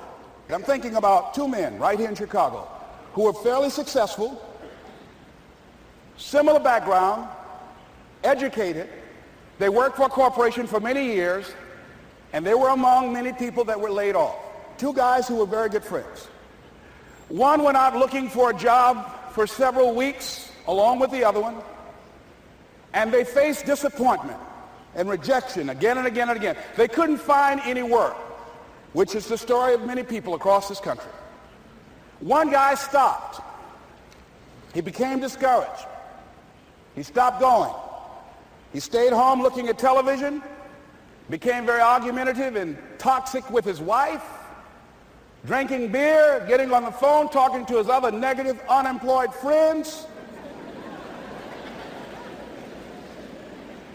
And he just gave up. The other guy kept looking for a job everywhere he could go. Every time he could get an opportunity, kept asking people, networking, checking the newspapers every day. Kept going everywhere he could, trying to find a job. You have too much education. You're overqualified. You won't be here long enough. He kept going. He kept going. He went to a place and said, look here, I tell you what, if you can't hire me, and I know you can use my talents, abilities, and skills, I don't want to sit home and do nothing. Just let me do some volunteer work. You don't have to give me anything, all right? I just want to work. I want to be busy. Guy said, okay, it's on you now, but don't expect me to give you anything. It's okay. This guy came in and worked. He was the first one there. The last one to leave was the best employee there. About 4 weeks later, one of the top managers quit. They were looking for a replacement. Guess who they selected? This other guy. This guy who was volunteering his time. He got the job. What was the difference between the two men? Eyesight and mindsight. Eyesight is judging on what you see. Judging according to appearances. But mindsight is how you interpret what you see. One guy said, it's not possible, it's over, I'm finished. I can't do it. I can't make it. He surrendered. I've faced rejection again and again. I'm not going anymore. There are no jobs out there. But this other guy, he felt that in spite of the no's and rejections, in spite of how bad the economy is, in spite of what the newspapers are saying, that it's possible that somebody somewhere will give me a job. He just kept going, thinking it was possible. And guess what, ladies and gentlemen? That's what we have to do with our dreams. Because things happen to you in life that you can never, ever anticipate. And many times when those things happen, you want to give up.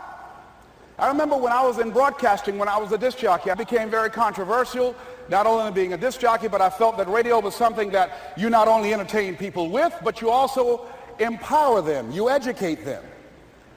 And I got fired. I didn't just leave, they fired me. That was a shock. I said, wait a minute. They took my microphone. I thought that was who I was. No, ladies and gentlemen, it wasn't. I had to do something else. And I didn't know what else I could do.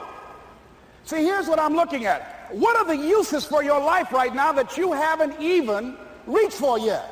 See, I believe that when you don't have enough encouragement to act on your dreams or ideas, or you're not enlightened enough, that life will act on you.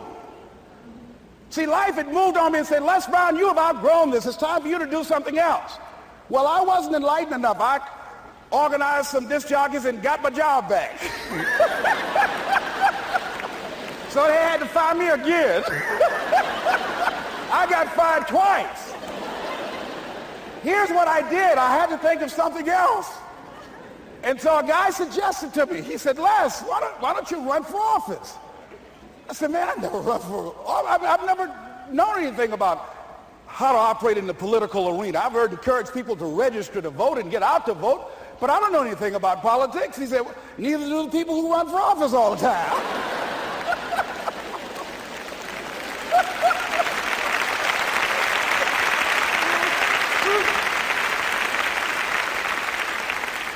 So I ran. Now here's what I'm suggesting. I ran. You got to do what you can where you are with what you have. I didn't have any money. I didn't know anything about the political process. I didn't even have any support. But here's what the guy told me. It's possible you could win. That's all I had. I was running against an endorsed candidate. He was an incumbent. He had the newspaper support, all of the leadership in the community, and I was challenging this guy. So I had a saying when I was on radio, stand up for what you believe in because you can fall for anything. And I would go door to door. I have my kids on one side of the street. I would be on the other, and I'd knock on doors. Hello, my name is Les Brown. Tell everybody I'm still standing. They get on the phone. Child, Les Brown was to my house today. You know the boy on the radio with the big mouth? Yeah, they fired him, honey. Say he's still standing. See, I'm saying just keep moving. Don't start feeling sorry for yourself. Don't spend time blaming and talking about what happened to you. See, whatever you talk about, that's what you multiply and expand in your life experience. So don't talk about stuff unless you want it to keep on happening to you, all right? So I got in that kind of action.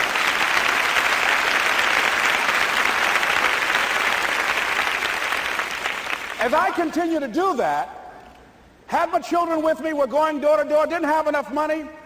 Eventually, we got close to the election and something happened that really surprised me. Guys who I thought were going to either support me or stay out of it, various powerful community leaders, they became involved in it and they endorsed my opponent. I felt devastated. Now that's going to happen to you when you're working on your dream. Things are going to happen that's going to catch you on the blind side. That was shocking to me. They didn't have to do that. All they had to do was just stay out of it. But here they go, come up in there messing with me. Now that's going to happen. There's some people who believe it's their personal business to stop you from living your dream, all right?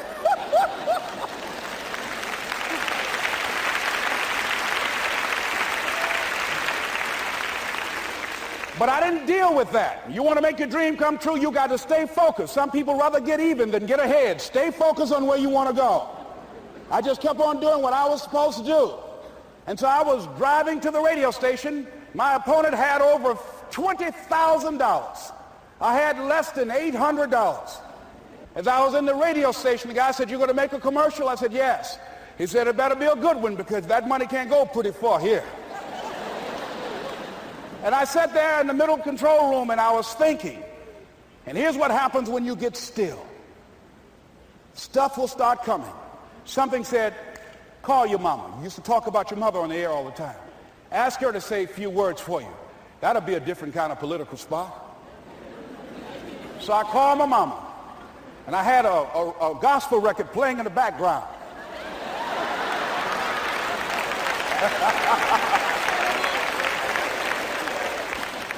And then I had my mother say, "Hello, this is Mrs. Mamie Brown. When I raised my sons, I raised them to be good children. When they got out of hand, I beat their behind and made them go right. Please vote for my son. He's a good boy."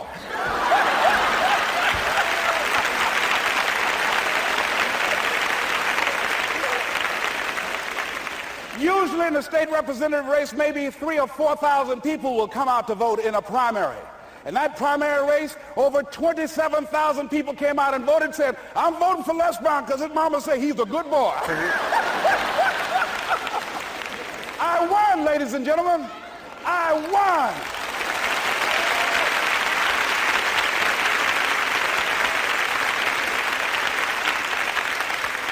So you've got to be willing to stay focused, to be creative, to be relentless, because things are going to happen to you when you're working on your dream, when you get on track. I remember when I first got involved in speaking, one of the main things that speakers like to do is speak to a certain association that they have over 10,000 of their sales reps that come to this convention. And I was relentless. I kept saying, "It's possible. It's possible." See, what I want to let you know and set you up for, because you say it's possible, don't mean that you're not going to have any problems. That Murphy's Law ain't going to come and slap you side the head. Old Murphy going to come visit you. He's waiting for some of y'all out in the parking lot. Oh, you say it's possible. Okay, it's possible. You better get up. Well, I was working. I kept saying it's possible. They got other speakers on this program. I can be on that program too. I kept selling myself. I got all fired up. And I was calling them every day. And the lady finally said, "Mr. Brown, I tell you what, we want you to come in and talk to our sales executives. You got the kind of fire and guts that they want that will motivate them. And let me tell you something else. We want you to bring your motivational tapes. You're going to need at least $50,000 worth of tapes." I said, "Is that right?" "Yes, because they want to keep that drive alive." I said, "All right." I called the guy to duplicate my tapes. I said, "Don, how you doing? This is Les. Let me tell you, I got a major speaking engagement." I said, "Man, it's a speaker's dream. I need over $50,000 worth of product." He said, "Les, you don't have that kind of credit." I said, "I know, but Don, I can sell that. Just right after the speaking engagement, I'll give you your money in 4 days." He said, "Are you sure, Les?" I said, "Yes, man, I got a major speaking engagement, and they told me to do it." He said, "Man, that's a big order. Let me talk with the lady with you." I said, "Hold on just a minute, man." Call the lady back. "Hello, Evelyn, how you doing? This is Les Brown. I got Don on the phone. What did you say? Do I have the speaking engagement?" "Yes, you do. And what else you suggest?" "Les, our people, they buy a lot of tapes. Your tapes are very popular among them. I'm saying bring at least $50,000 worth of tapes, Les. You'll sell everything you got and more." I said, "Did you hear that, Don?" He said, "Yes." I said, "Now, if anybody else has to make a decision, are you the final person?" She said, "I'm the final person. I will send you the contract. I want you." I said, "You hear that, Don?" He said, "Yes." I said, "Oh, ye of little faith." I said, "Duplicate the tapes, man. Hung the phone up." Well, he duplicated the tapes. 1 week came by. I'm checking the mail every day. No contract.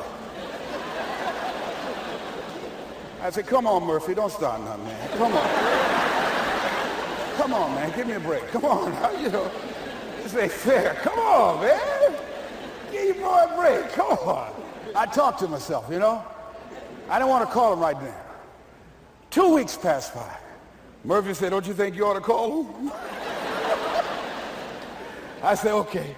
I called. I said, "Hello, this is Les Brown calling. How you doing, Les?" I said, "Fine." I said, "Evelyn hasn't sent my contract out yet. Any additional information you need?" "So, Les, you haven't heard?" I said, "No." I said, "Evelyn died."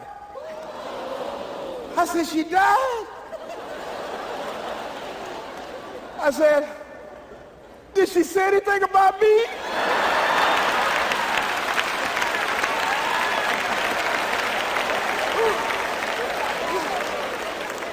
When I got home, I was so wiped out.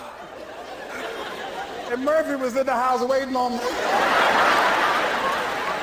Murphy said, is it possible you want to listen to some of your tapes?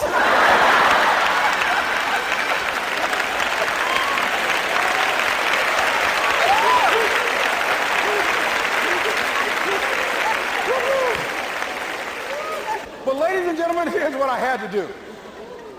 I had to begin to focus on what was the solution. That this was not the only place that I'll be able to sell those products. And as I began to challenge myself and got some help and support and some other input, I eventually did. It took longer, but it was challenging.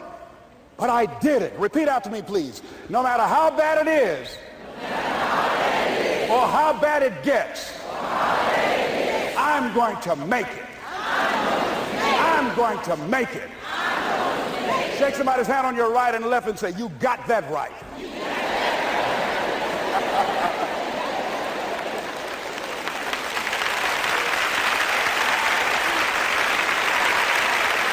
Repeat after me, please. It's possible. I can have my dream. I can get what I want. I must be creative and never give up. Now, let me share something else with you, ladies and gentlemen. When you know within yourself that there's something you want to do, and I believe that all of us were born with a purpose, that all of us have something that we are supposed to do, that all of us have some goodness within us, and that goodness gives us a responsibility to manifest our greatness. And when you know that, you can feel it in your guts, and you know that you're deliberately operating below your potential, you've gotten comfortable, you stop expanding, you stop stretching, you stop challenging yourself. Let me share something else with you. Not only is it possible for you to have your dream, but it's necessary. It's necessary that you have it, that you work on it, that you develop yourself, that you go for what is yours in the universe. I have a friend that at the beginning of the year I was in Los Angeles giving a speech, and I do a seminar teaching people how to become involved in the speaking business, and also one called Speaking with Power, teaching people how to begin to develop their communication skills. And this friend, I said, I want you to work with me. I called her up. She said, Les, are you sure I can do it? Sure you can. You have a PhD in communications. I don't have that. If I can do it, sure you can do it. In fact, I'm going to give you the support that you need. Here's what I realize, ladies and gentlemen. We only have enough energy to take us to a certain level. But it's necessary that we assemble ourselves with other people who share our vision, other people that can see it for us, to give ourselves a home court advantage.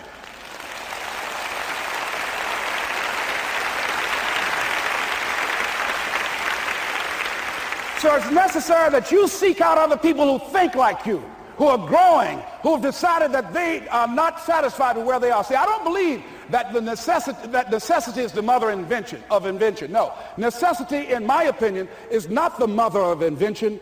Refusing to accept things the way that they are is the mother of invention.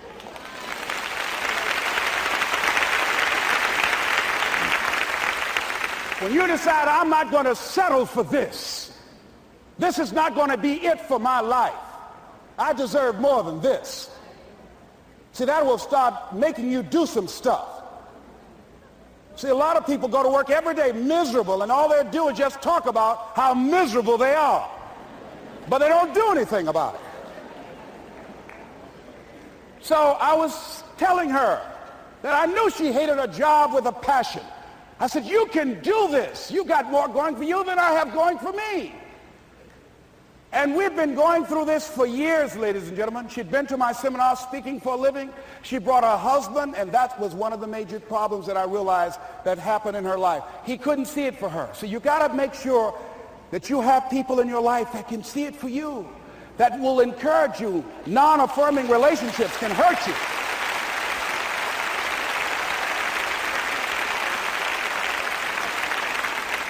And I talked to him. I said, I don't have anything to do with your marriage. He said, you and I are good friends. And she and I are good friends. And I'm not taking sides. I said, but if you can't see it for her, don't tell her that. Just give her some support. What if you're wrong? It's possible, man, that if I'm doing it, she can do it. Well, you're different. How are you going to tell me that? You've seen her speak. She's got great speaking skills. Don't underestimate her. You don't know. You've got a great woman here. But you see, people who can't see it for themselves can't see it for you. He was happy.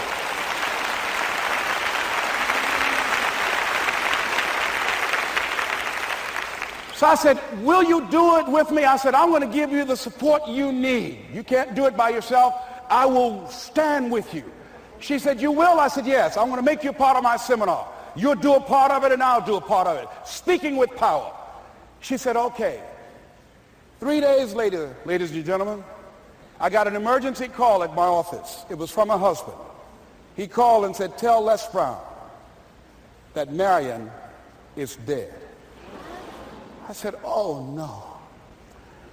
When I was flying there to go to the funeral, and I remember the last time that I saw her, and I had some of her papers that I had gotten inadvertently confused with mine, and I took them home. And I was searching through these papers to do one of her works. She was a prolific writer. And what got me, what was so sad that made me begin to cry, was that there were poems that she had started that were profound poems, great thoughts that she didn't complete. Plays that she had started that she didn't complete. See, that poem was given to her. I can't finish that for her, nor can you. That play, whatever the outcome that she had envisioned, that she had imagined, was given to her. Only her. And she's the channel that was going to come through. You are here, and you are the vessel, you are the outlet for the universe. That you've been selected. There's something for you to do. I believe all of us have some purpose for being here. And as I was going to the funeral, and I was reading a newspaper that said that millions of people are dying because of what they're eating, talking about their diet. And I'm sure that it was Marion talking to me, whispering, saying, Les, the next time you speak, say that even more are dying because of what's eating them.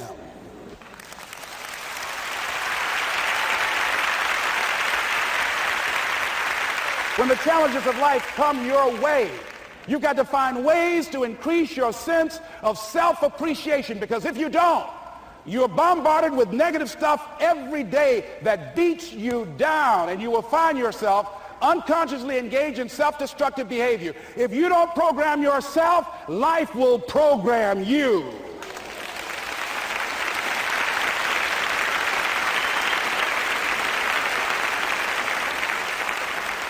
So you want to have an agenda for your life. It's necessary that you have some direction for your life. A friend at the National Speakers Convention gave us a presentation, and it really struck me. He was talking about when he was traveling across Europe, war and aggression, and he said at different points, soldiers would wake them up on their journey and ask them the question. And I posed this to you. The question was, where have you been? Why are you here? And where are you going? And that's what I ask you. Where have you been? Where have you been up to this point? You look at your life. You look at what you produce. Is it giving you what you want? Are you living on purpose? Are you living your dream? Are you acting on your ideas? Are you doing all you can do? Have you gotten comfortable? Are you procrastinating? Are you evading your own greatness? Are you surrounding yourself with people that can nourish you? Are you challenging yourself? Are you experimenting? Are you learning something different? Is your life an adventure, or is it boring? Where have you been? Why are you here? What brought you here? Investing the time, the money. What brought you here? And where are you going? What is it that you can get out of this session, out of this lecture? That when you leave here, rather than this just being a spectator event, that you got some idea, some dream, that you might have to go back and brush it off and look at it again and say, I've got to do this. This is my stuff. This is what I'm supposed to do. This is why I showed up. Where are you going with your life? What decisions are you making right now as you look into the future? Are you experimenting to find out what other talents and abilities that you have? See, we're in a time right now. The day is gone where you could just go to college and get out and get a job and work 30 or 40 years with job security and retire with a gold watch. The gold watch days are gone. Brand new day. Party's over. So now you have got to be multi-talented and multi-skilled. You've got to use all your stuff. You don't know what else you can do. I didn't know I can do what I'm doing right now. It's necessary that you stretch and challenge yourself and say, let me see. I started out as a trainer. I'm a trainer. That's what I am. That's what my expertise was in. And then I decided, let me see, can I speak? And then I discovered, hey, I can do that. What if I hadn't tried to do that and just been satisfied with just being a trainer, with a limited vision of myself? And then after training, and then I said, well, maybe I can go into business for myself. And I started speaking, going into business for myself. Well, maybe I could train other speakers and teach them how to go into business for themselves. See, you want to have a backup plan. You want to have other strategies for yourself. In case this doesn't work out, you got something else going over here. You don't want to ever put yourself in a situation where you have a limited vision and you're only using a limited amount of your talents, of your skills, and of your abilities. And I'm saying to you, it's possible you've got some talents, some ideas in you, your ability to do some stuff that you haven't even discovered yet. And I'm suggesting that it's necessary that you get outside of your comfort zone. It's necessary that you develop some new relationships where you can learn from people. It's necessary that you do reading, that you do research. It's necessary, if you're already involved in some business, that you don't be satisfied with where you are. If you want to make it today, it's necessary for you to constantly look at ways of getting better. Not only is it possible for you to have your dream, and it's necessary for you to challenge yourself to go after it and get better and leverage relationships that can help you get to where you want to go, but it's you. The major key to your reaching your dream, your living up to your greatness, your making your contribution is you. If the economy is good, fantastic. If the banks are loaning money, that's great. If people are positive, that's great. You don't have any opposition, that's great. But the major key to your making things happen in your life is you. When I wanted to get on public television, you know, they told me, you can't do that. So wait a minute, I've seen these other people on. It's possible I can get on. Leo Vizcaya, John Bradshaw. It's possible. Excuse me, hold on, time out. Let's be realistic. Come on, be logical. I said, well, wait a minute. Why can't I do it? Let's look here. Think about guys who have credentials, all kind of credentials. You don't have any college training. They're not going to put you on television. Give me a break. I said, thank you for that. God love you, and I'm trying. And went on about my business. You hear me? Let me tell you something. What people think about you and the possibilities for your dream is none of your business. That's their business.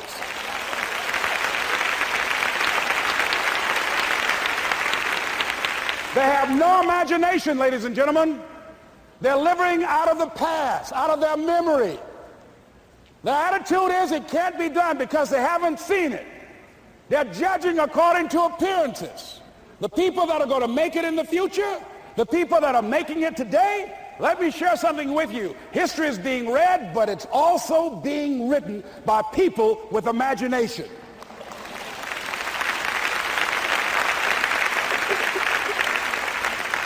So I went to the next mode, necessary to start talking to people and seeking and asking for what I wanted and leveraging relationships and trying to find out how do the people do it that went ahead of me? How do they do it? And then what is it I need to do? How is it I need to train myself, to develop myself? What's the resources that will be required in order to make it happen? And as I start seeking out and asking questions, I started running into people who said, I know someone who can help you do that. And they helped me get connected with those people. Remember, we have so much energy that can take us so far. It's necessary that you hook up with some other energy that can take you to the next level. I hooked up with them. They said, let's go. I said, away we go.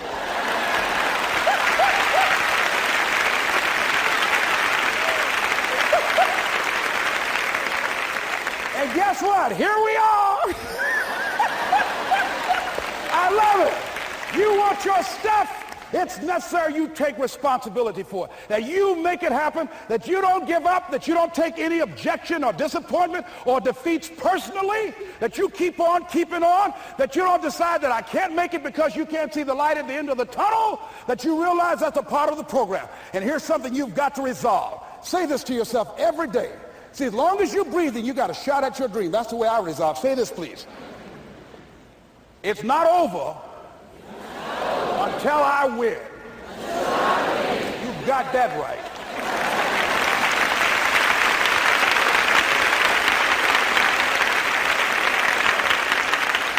It's not over till I win.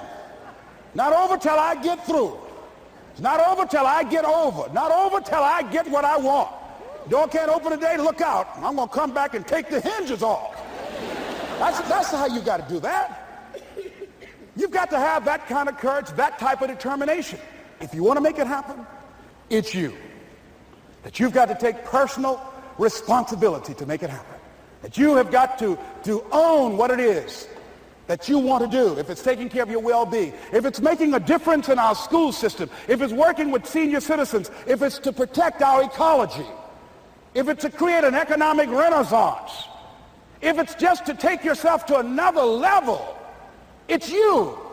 You've got to make that happen. We can point out many things that can make it inconvenient or can slow us down, but ultimately, it's on us.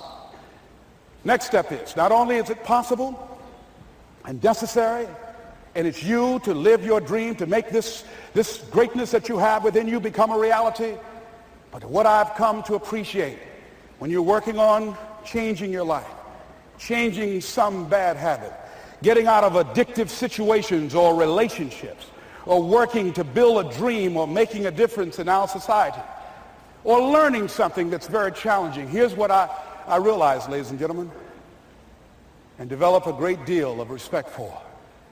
It's hard. Easy is not an option. It's hard living. Life is hard. See, it's hard when you are 49 years old, been working on a job for 17 years, and they come in and tell you you're finished and give you 1 week severance pay. And you got to start all over again. It's hard when you're married and raising children and your children are crawling and your husband dies unexpectedly. It's hard handling just the tragedies of life. It's hard when you're working on something and you put everything you have in it and it doesn't work out. You lose your money and other people's money. It's hard. It was rough when I lost my job. And I could not find a job. It was humiliating and embarrassing, borrowing money. And then I couldn't pay the money back when I told them I would. That's rough. How people look at you, how they respond to you. It's very hard. It's humiliating. Here's what I discovered that happens to you in life, that you will go through things, and while you're going through them, you can't understand why it's happening to you. But after you go through it, and you get back and you look at it and you say, oh, now I understand why I needed that lesson. Have it ever happened to you? Raise your hand. Has it ever happened to you that I couldn't understand it then, but after I got through it, then I saw that that was preparing me for bigger and better things.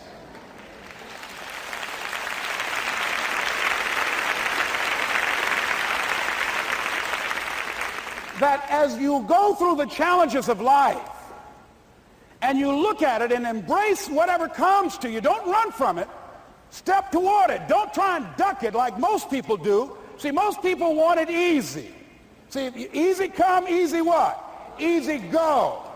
See, but when you go at what you're going to deal with and you deal with the difficulties of it, when you handle those hard things close at hand, making those hard decisions right now that you don't want to make, learning those things that you don't like to do, but you know that in order for you to get where you want to go, this is one of the hoops that you have to flip through.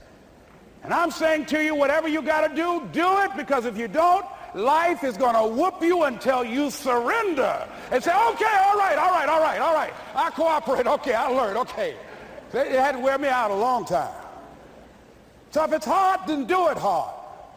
Now, how do you hang in there during the hard, difficult times? Les, you must have faith. You've got to believe in yourself. You've got to believe in your abilities. You've got to believe in your service, your company, your ideas, unquestionably. You've got to have faith, and that faith gives you patience. That it's not going to happen as quickly as you want it to happen. A lot of things are going to happen that will catch you off guard. And so therefore you've got to deal with and handle it as it comes. And not only that, but that faith and patience drives you into action. You've got to keep moving and keep plugging away. In the Far East, they have something that's called the Chinese bamboo tree. The Chinese bamboo tree takes 5 years to grow. And when they go through a process of growing it, they have to water and fertilize the ground where it is every day. And it doesn't break through the ground until the 5th year. Okay? But once it breaks through the ground, within 5 weeks, it grows 90 feet tall. Now the question is, does it grow 90 feet tall in 5 weeks or 5 years? The answer is obvious.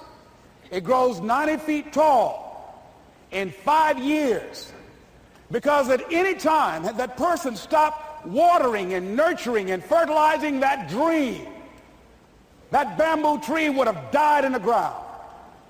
And I can see people coming out talking to a guy out there watering and fertilizing the ground that's not showing anything. Hey, what you doing? You've been out here a long time, man. And the conversation in the neighborhood is, you growing a Chinese bamboo tree, is that right? Yeah, that's right. Well, even Ray Charles and Stevie Wonder can see ain't nothing showing. You know that's how people are going to do you? So how long you been working on this? How long have you been working on your dreams?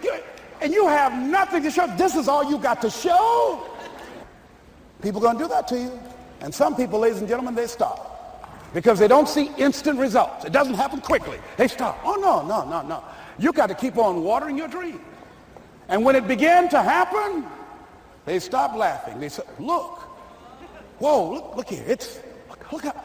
Hey, man, you know, I know you could do it. Look here, you got a job here?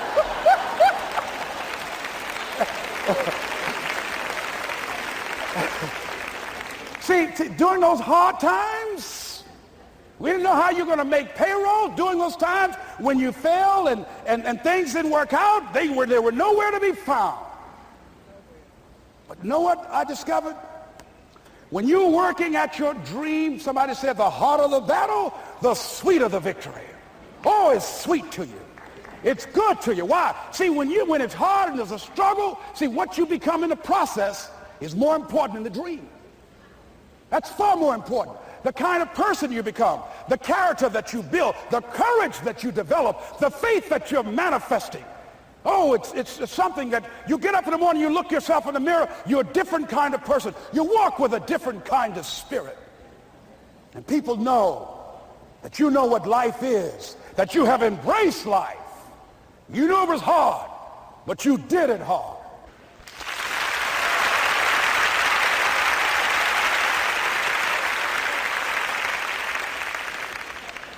Now that takes us to the next level. If it's hard, why do people do it? You ask people who do things.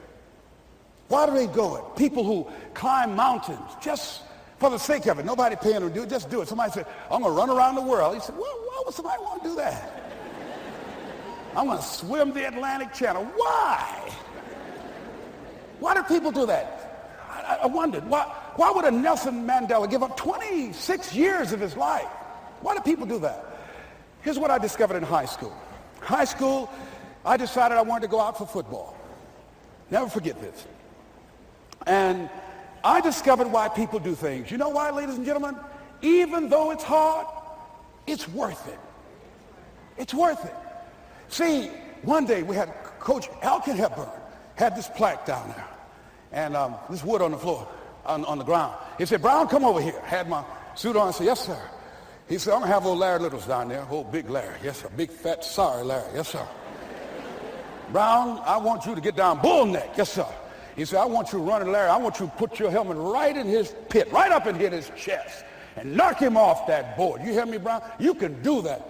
"Yes, sir." "Can you do that?" "Yes, sir." I said, "Hubba, hubba." I said, "Hubba, hubba."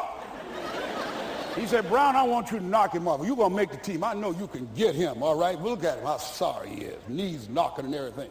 I said, "Yes, sir." Then he went down to Larry. Larry Littles, who played 12 years for the Miami Dolphins, all pro for 12 years. This is a bad, big dude.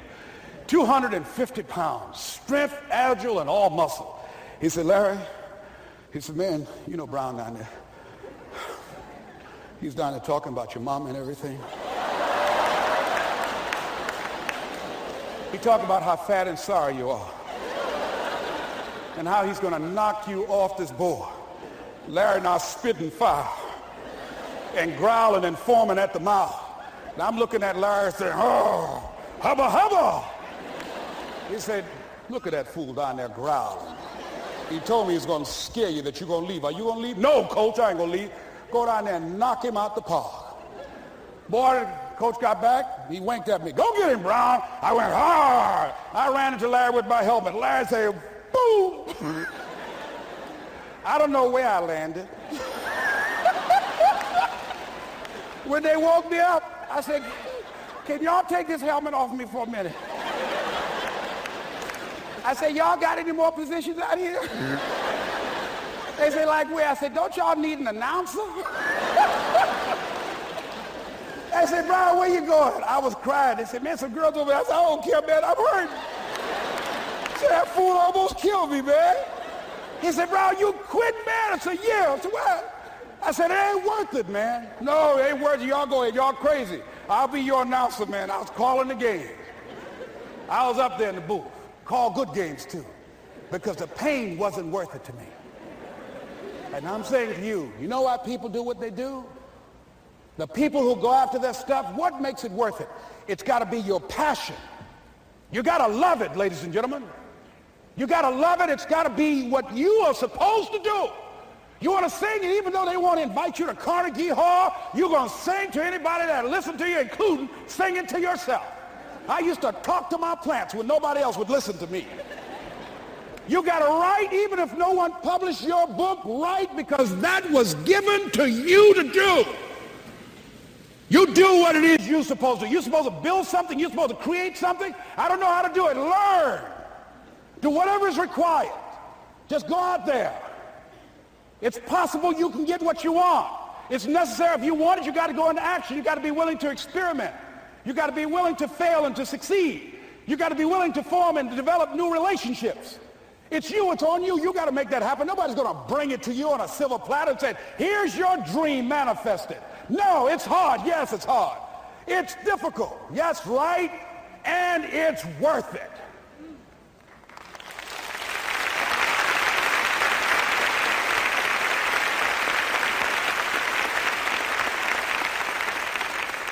People ask, "Hey, man, these kids, man, it's rough dealing with them." That's right. That's right. You think peer pressure happened overnight? We went through peer pressure. I remember as a kid, some guys said, "Hey, Les," me and another fellow named Willie Lower, we were going home. "Hey, man, we're going down to Gould's, man, and knock off a grocery store." I said, "Look here, I don't want no part of that. I'll see y'all later." I said, "Y'all chicken." I said, "That's all right. You say whatever you want. Low star." "I'm not chicken, man. Don't call me chicken." "Then why don't you come? We didn't even ask you to come into place, man. All you do is just drive the car. That's all." "I don't know how to drive that good." "Well, we're trying to get Les to come. He's chicken." "Hey, I'm not driving nothing, all right? Willie, don't care about what they say, man. Leave him alone. You want to go do it? You find somebody else to drive, or you drive yourself. Come on, Willie, man. Pull him. He stopped. "I ain't chicken. All I got to do is drive? Yeah. I said, Willie, that sounds simple, man. Don't go, man. He went. And the next day we read the newspaper where when they robbed the store, when they came out running to a car, the merchant, the man who owned the store, came out just shooting wildly, and he hit the driver in the head. So peer pressure didn't just start in the 90s or the 80s. It's difficult and it's challenging for kids right now. And it's going to take some easy, simple methods to help bring them out of this madness, this insanity? No. Is it hard? Yes. Let's look at what we've been doing. What has worked? What has not worked? Let's look at where we want to go. What is it that we want to produce? What is it that we want to create for our young people? And as we think about that, start experimenting with different methods and techniques to create and to produce that. And begin to believe that it's possible through our commitment, through our vision, through our determination, our relentlessness. Because of our belief, it's possible that we can reduce the teenage homicide rate, the teenage pregnancy rate, the dropout rate, that it's possible, looking at what kind of world are they going to be in. As we look at the global economy, that as we begin to use our collective will and genius and resources, it's possible that we can create an educational system that not only will test their minds with information and facts and figures, but will teach them how to think and be creative. And what does it mean to be a human being and to value human life? And how do you make relationships work? How do you bounce back from adversity?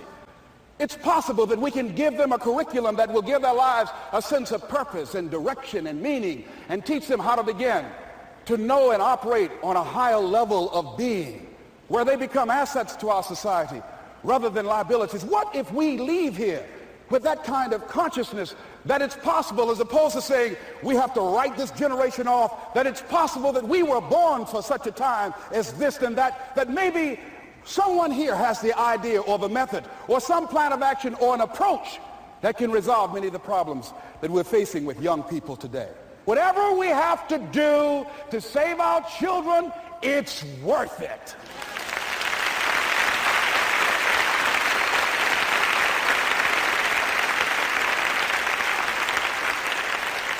And so that brings me to the final step, that it's necessary for us to begin to look at the future and know that it's possible that we can have our dream. Yes, it is. Other people have done it, then we can do it. We fail a lot of times. Well, a lot of other folks fail, and eventually they came back and they succeeded. So it's possible we can have what we want. And we know that we want to get it. It's necessary that we align ourselves with people that think like we do. It's necessary we get negative, do-nothing people out of our lives. It's necessary we never stop learning and growing and developing ourselves. It's necessary that we never give up. We know that it's you, it's me. It's being responsible for our stuff and deciding that we're going to keep on keeping on, and that we're going to find a way to win or find a way to make it happen. And we know it's hard. It's not going to be a picnic. Yes, it's hard, and we will do it hard. And once we do it hard and we go through it, we realize it was worth it. And once you discover it was worth it, it is done. It's done.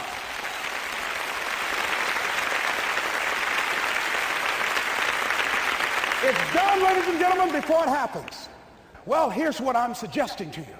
That when you're working, you have a wall to break through. Let's say a friend of mine he runs a marathon, and he says, when he's running the 26-mile marathon, he said, let's say that hypothetically, that 18th mile is the wall. He said, Les, when you get there and you're running, he says, everything in you is telling you to stop, to give up. Every muscle is aching, and you're saying to yourself, I can't do it. I can't do it. And you just keep on, and you keep on, and you keep on. It seems like you're moving at slow motion. And then eventually when you break through that 18-mile wall, then you know it's like done and you're on automatic and you glide on in. And you know it's there. You know you're going to get to the finish line. And we've all had experiences where we were working on something and we knew it was possible. And we did those things that were necessary to bring it into reality. We took the responsibility to make it happen. Other people couldn't see it. A lot of people didn't believe it. You were attacked. You were criticized. People were opposing you, but you kept on doing it. It was hard, it was rough, it was difficult, but to you it was worth it. And eventually you got to a level, can nothing stop me now. I'm on the move. I'm on the move.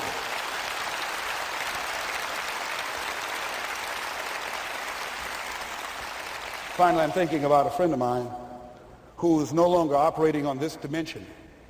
His name was Jack Boland. He had this vision of a church that would serve various types of needs for people, their supportive needs and helping them in recovery from drugs and alcohol and whatever addictions that they might be involved in. And he was known for bringing in different kinds of speakers.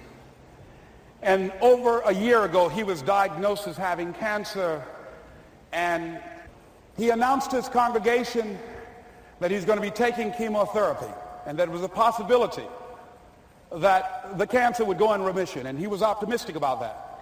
And sure enough, it did for a year. And one of the things Jack always talked about is that he wanted to have his funeral while he lived. And so he invited a few friends, Wayne Dyer and myself and a few other speakers. He didn't tell us why we were there, but once we gathered there, the church, they told us in the room that Jack is going to announce to the congregation, he's bringing his doctor up. The doctor is going to say that we felt we could keep it in remission. It's out of remission, and he doesn't have much time left. And whatever words you want to say to Jack that you would say if he had made his transition, speak those words now. Well, we were shocked and we were somewhat stunned until Jack got there. They brought him in a wheelchair, and boy, was he courageous, and he had a strong smile, and they helped him up the steps, and he sat behind the podium. And each of us got up and we said a few things about Jack and the impact that he made on our lives.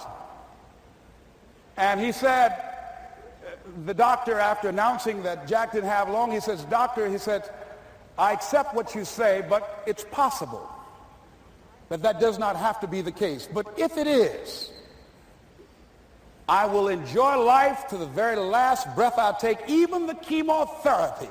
I will enjoy that." And Jack did, ladies and gentlemen. And when they said that all of his vital organs were failing, they called his family and his close church staff to the hospital and said, "He's dying." And so they came and they all gathered in the room. And Jack at that time was unconscious.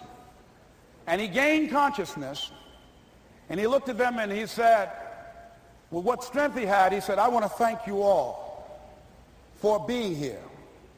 You've been a great staff to me." He looked at his sons, his daughter. He said, "You've been a great family." He said, "Don't feel sorry for me." He said, I'm ready to go. I'm looking forward to the next adventure." And he sat there for a little while, laid there, and he closed his eyes, and he lost consciousness. About an hour and a half later, he opened his eyes, and he looked at them. He said, "This is embarrassing. I'm not dead yet." They were laughing through their tears. They said, "Jack, you are a character." He said, "Hey, I hate giving up this kind of control." So they predicted that Jack would die at the end of February. And then on the 2nd, they said, he won't see the light of day. He will be dead by morning. Ladies and gentlemen, Jack died on March 4th. And we believe that even in his dying, Jack sent his congregation a message that I want to give to you with his permission. March 4th is the day he died, and we believe Jack was saying, "March 4th."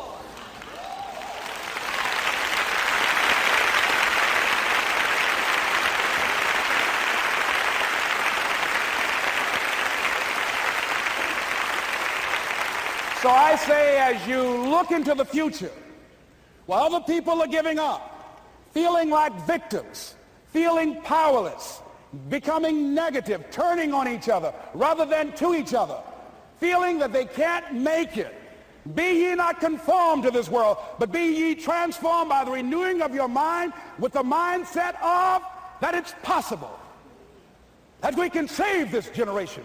It's possible that we can create new industries, a new economy. It's possible that I can find a new profession, a new job. It's possible I can create a new life.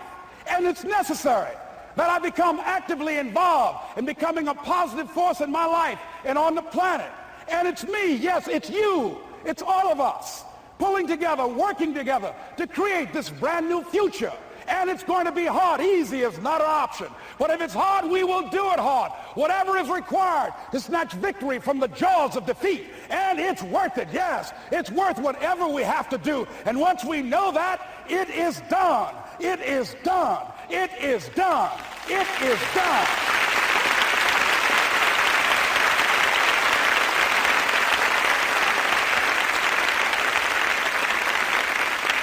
So I say to you, whatever your dreams are, whatever you want to do, in the spirit of Jack, march forth. This is Mrs. Mamie Brown's baby boy, Leslie Calvin Brown, saying, it's been a plum-pleasing pleasure as well as a privilege. Thank y'all here. Thank you. Thank you. Thank you. Thank you. Thank you very much. You're very kind. Thank you. Thank you very much. You're very kind. Thank you. Hope you enjoyed that talk by Les Brown. Coming up now, we have a guided meditation, and that will end the show. So thank you all for tuning in, and enjoy the meditation.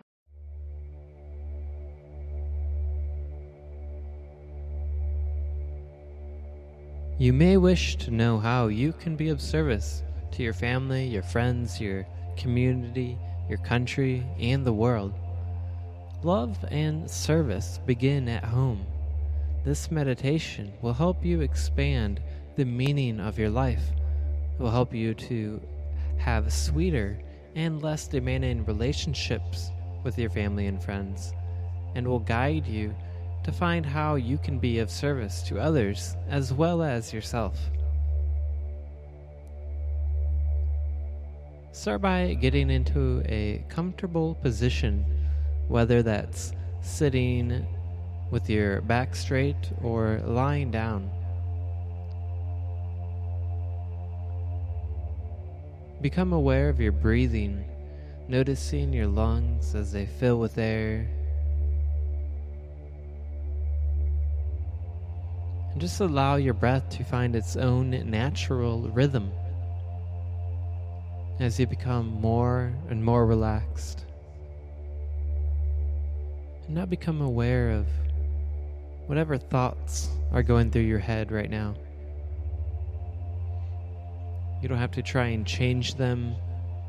You don't have to try and block them. Just become mindful of them. And as you become mindful of each thought, just allow it to float on by. You can imagine your thoughts as like a leaf floating down a river. And you just want to watch that thought float away until it disappears.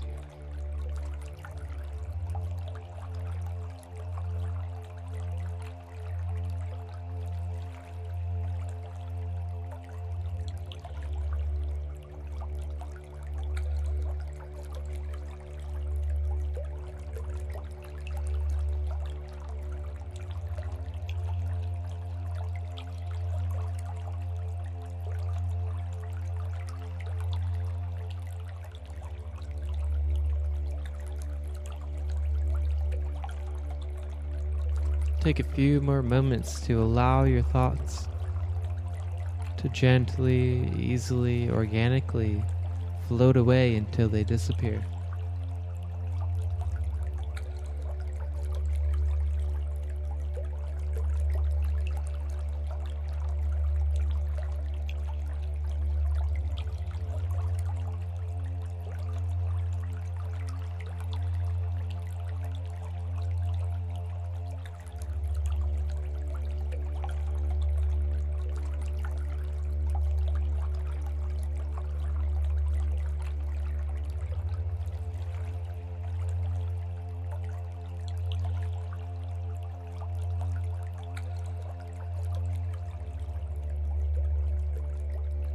Now become mindful of your physical body,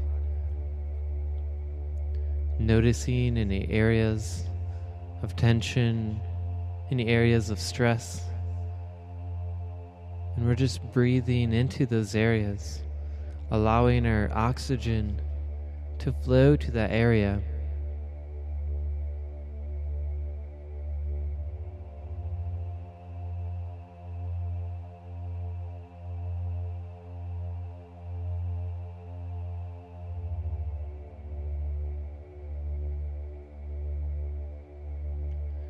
As your heart pumps blood, focus on each heartbeat. Try and feel your heart beating. By focusing on your heartbeat, it will bring you to a state of relaxation.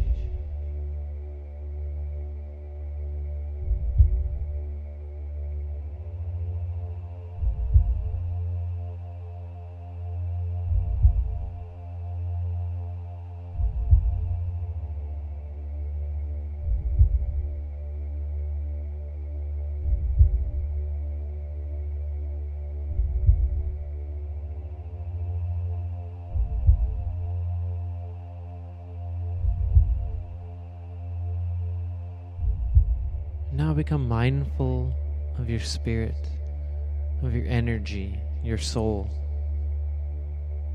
Just imagine what it would be like to feel your spirit.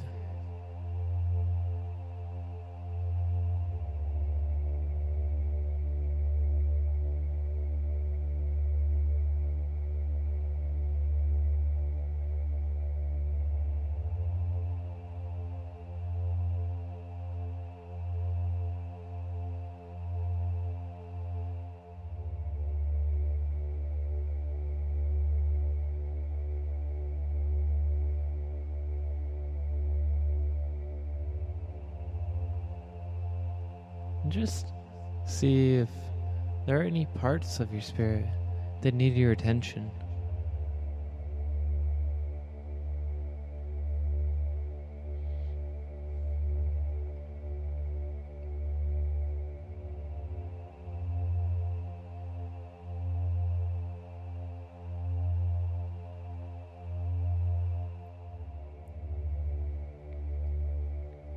Remember to breathe, allowing your breath to find its own rhythm as you become more and more relaxed.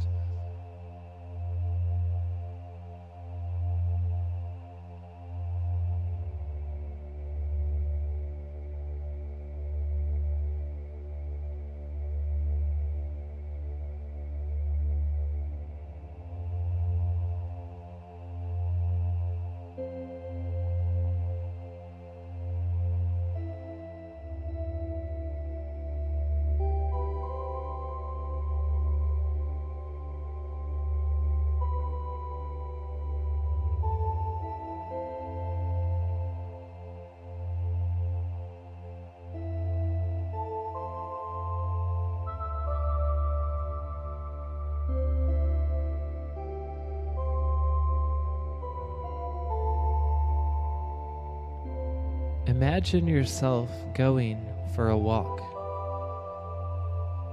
You can be outside in the city, in a neighborhood, out in nature.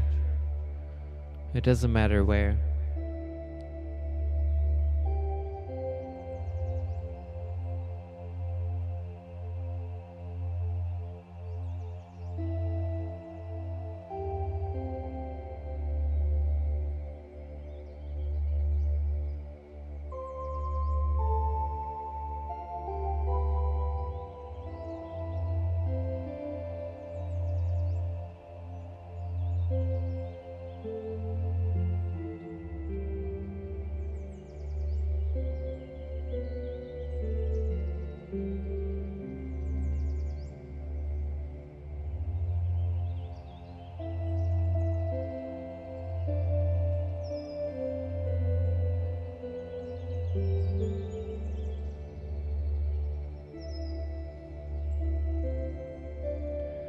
Just imagine yourself going for a calming walk. And as you walk, your mind begins to slow down and relax.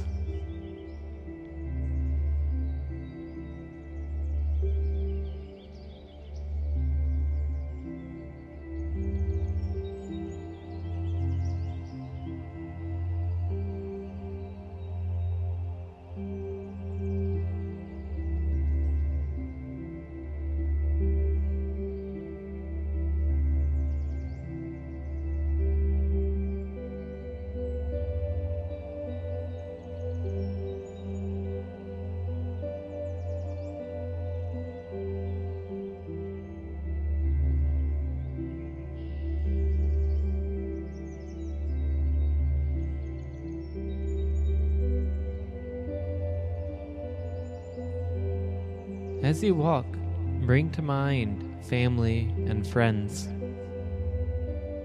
It can be anyone.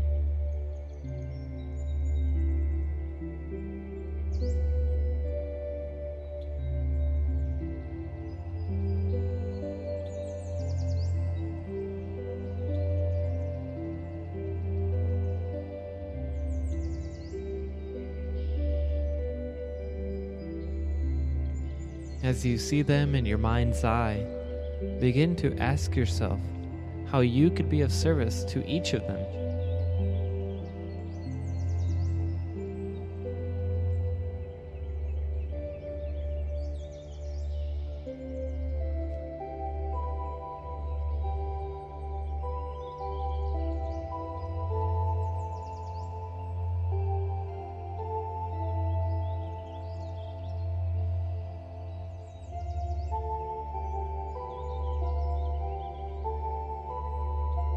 Ask yourself what could generally be of help to them that you may be able to provide.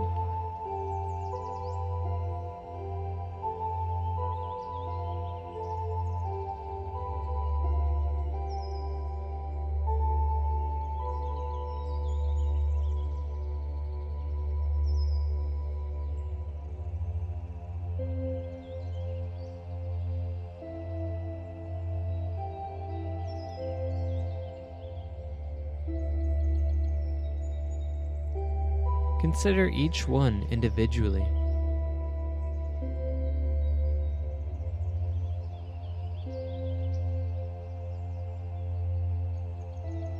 Take your time. Remember, you are going for a calm walk while thinking about how you can be of service to your friends and family.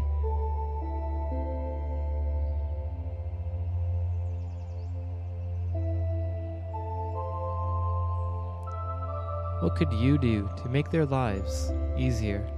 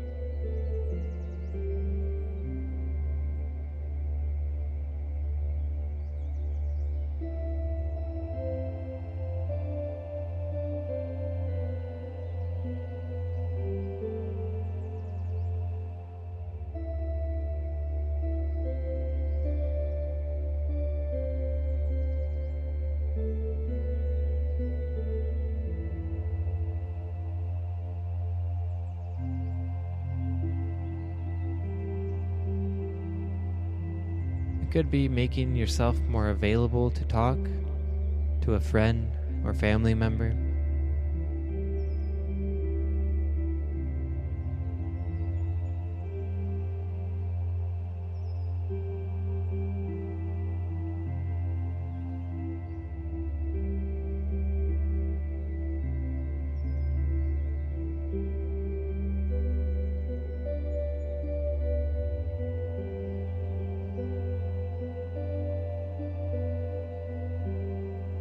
Could be anything.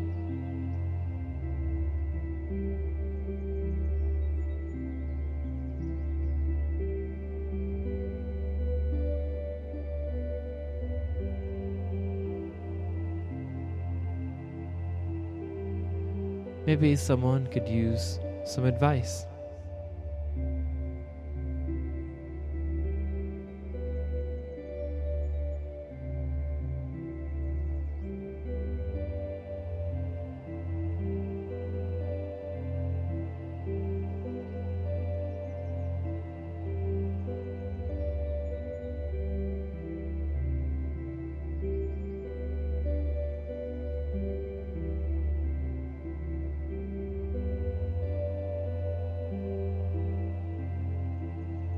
It could be the simplest thing, like calling someone, or helping with chores, or help babysitting.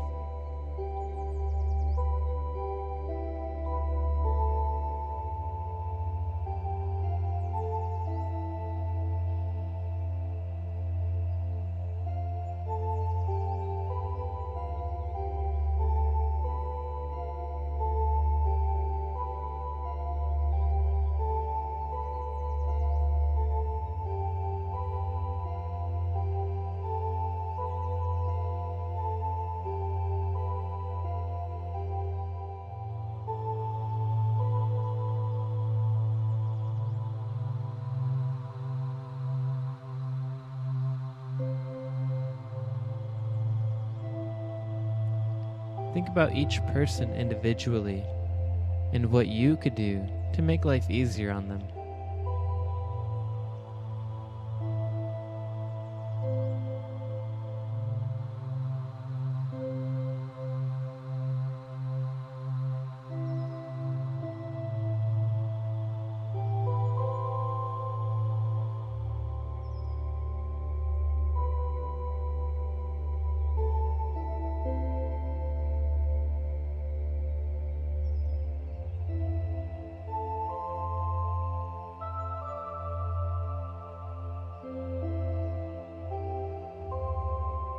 Relax.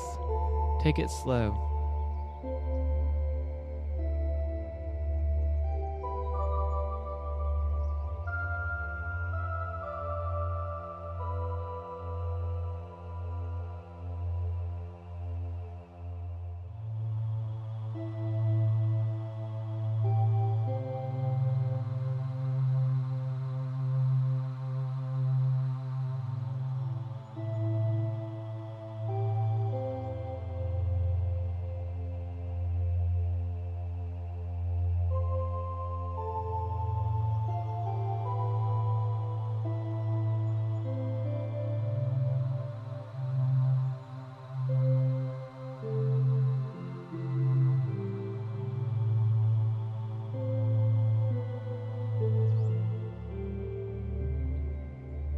Remember to breathe while you are out for a calming walk.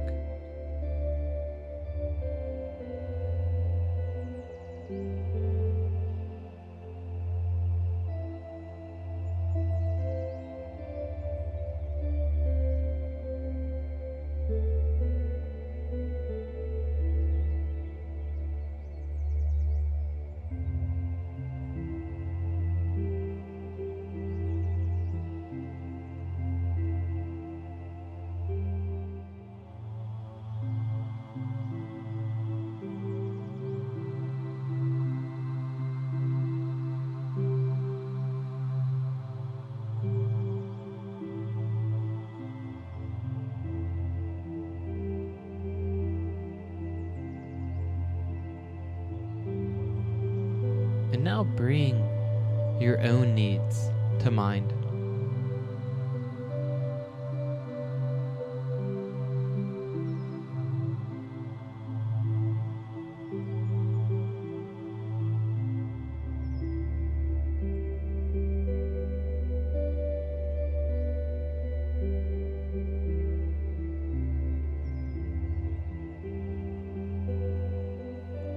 Think about how you can be of service to others and still take care of yourself.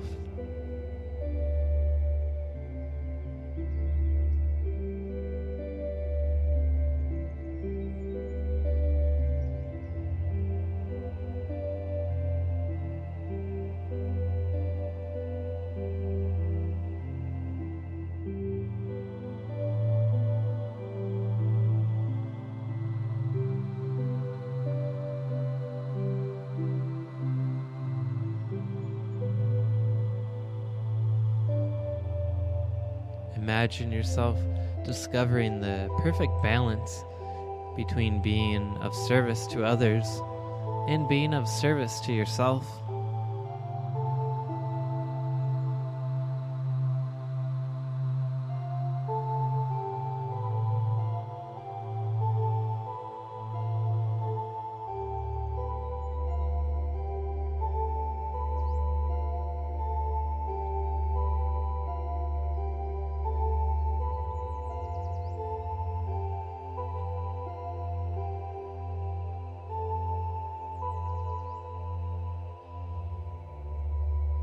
It doesn't have to be right now.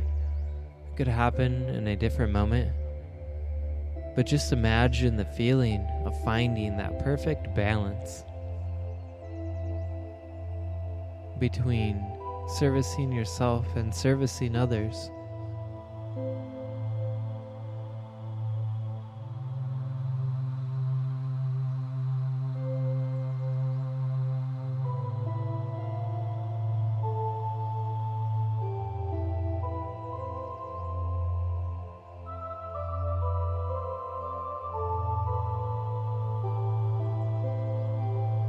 Begin to send gratitude out into the universe for being able to find a perfect balance. As if you've already experienced it.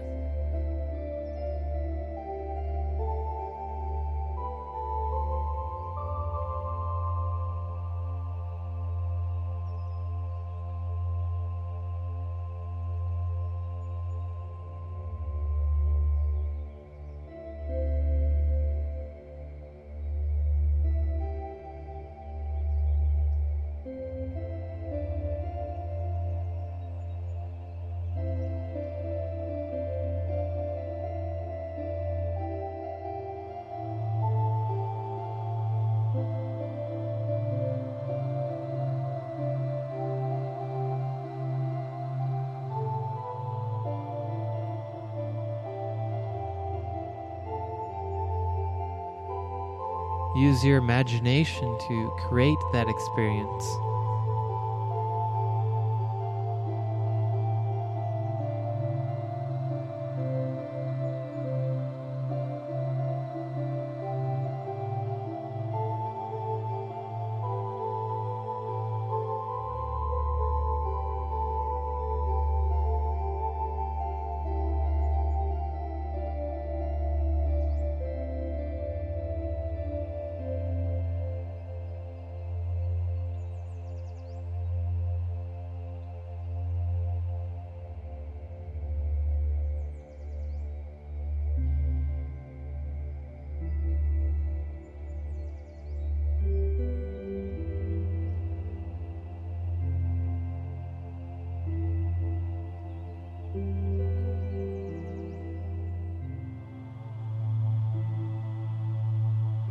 Let the image of you going for a walk begin to fade out.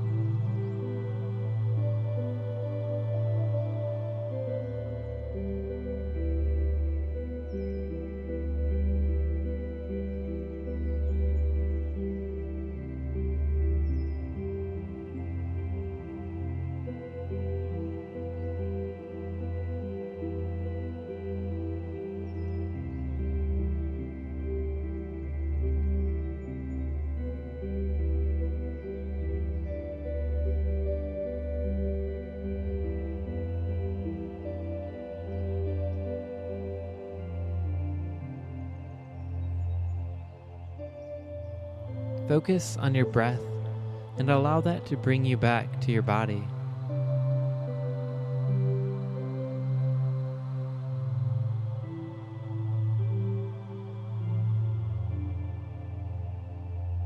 To this moment.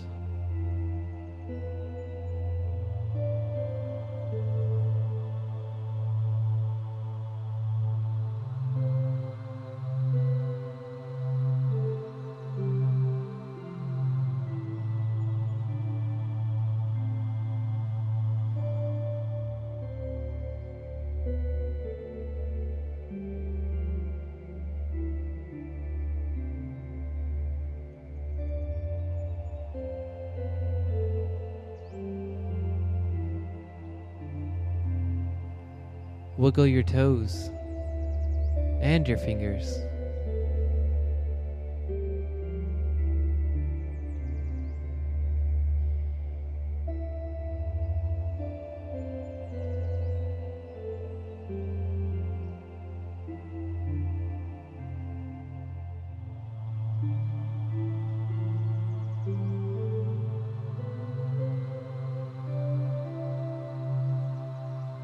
Thank you for sharing your meditation practice with me today. Have a wonderful week, and namaste.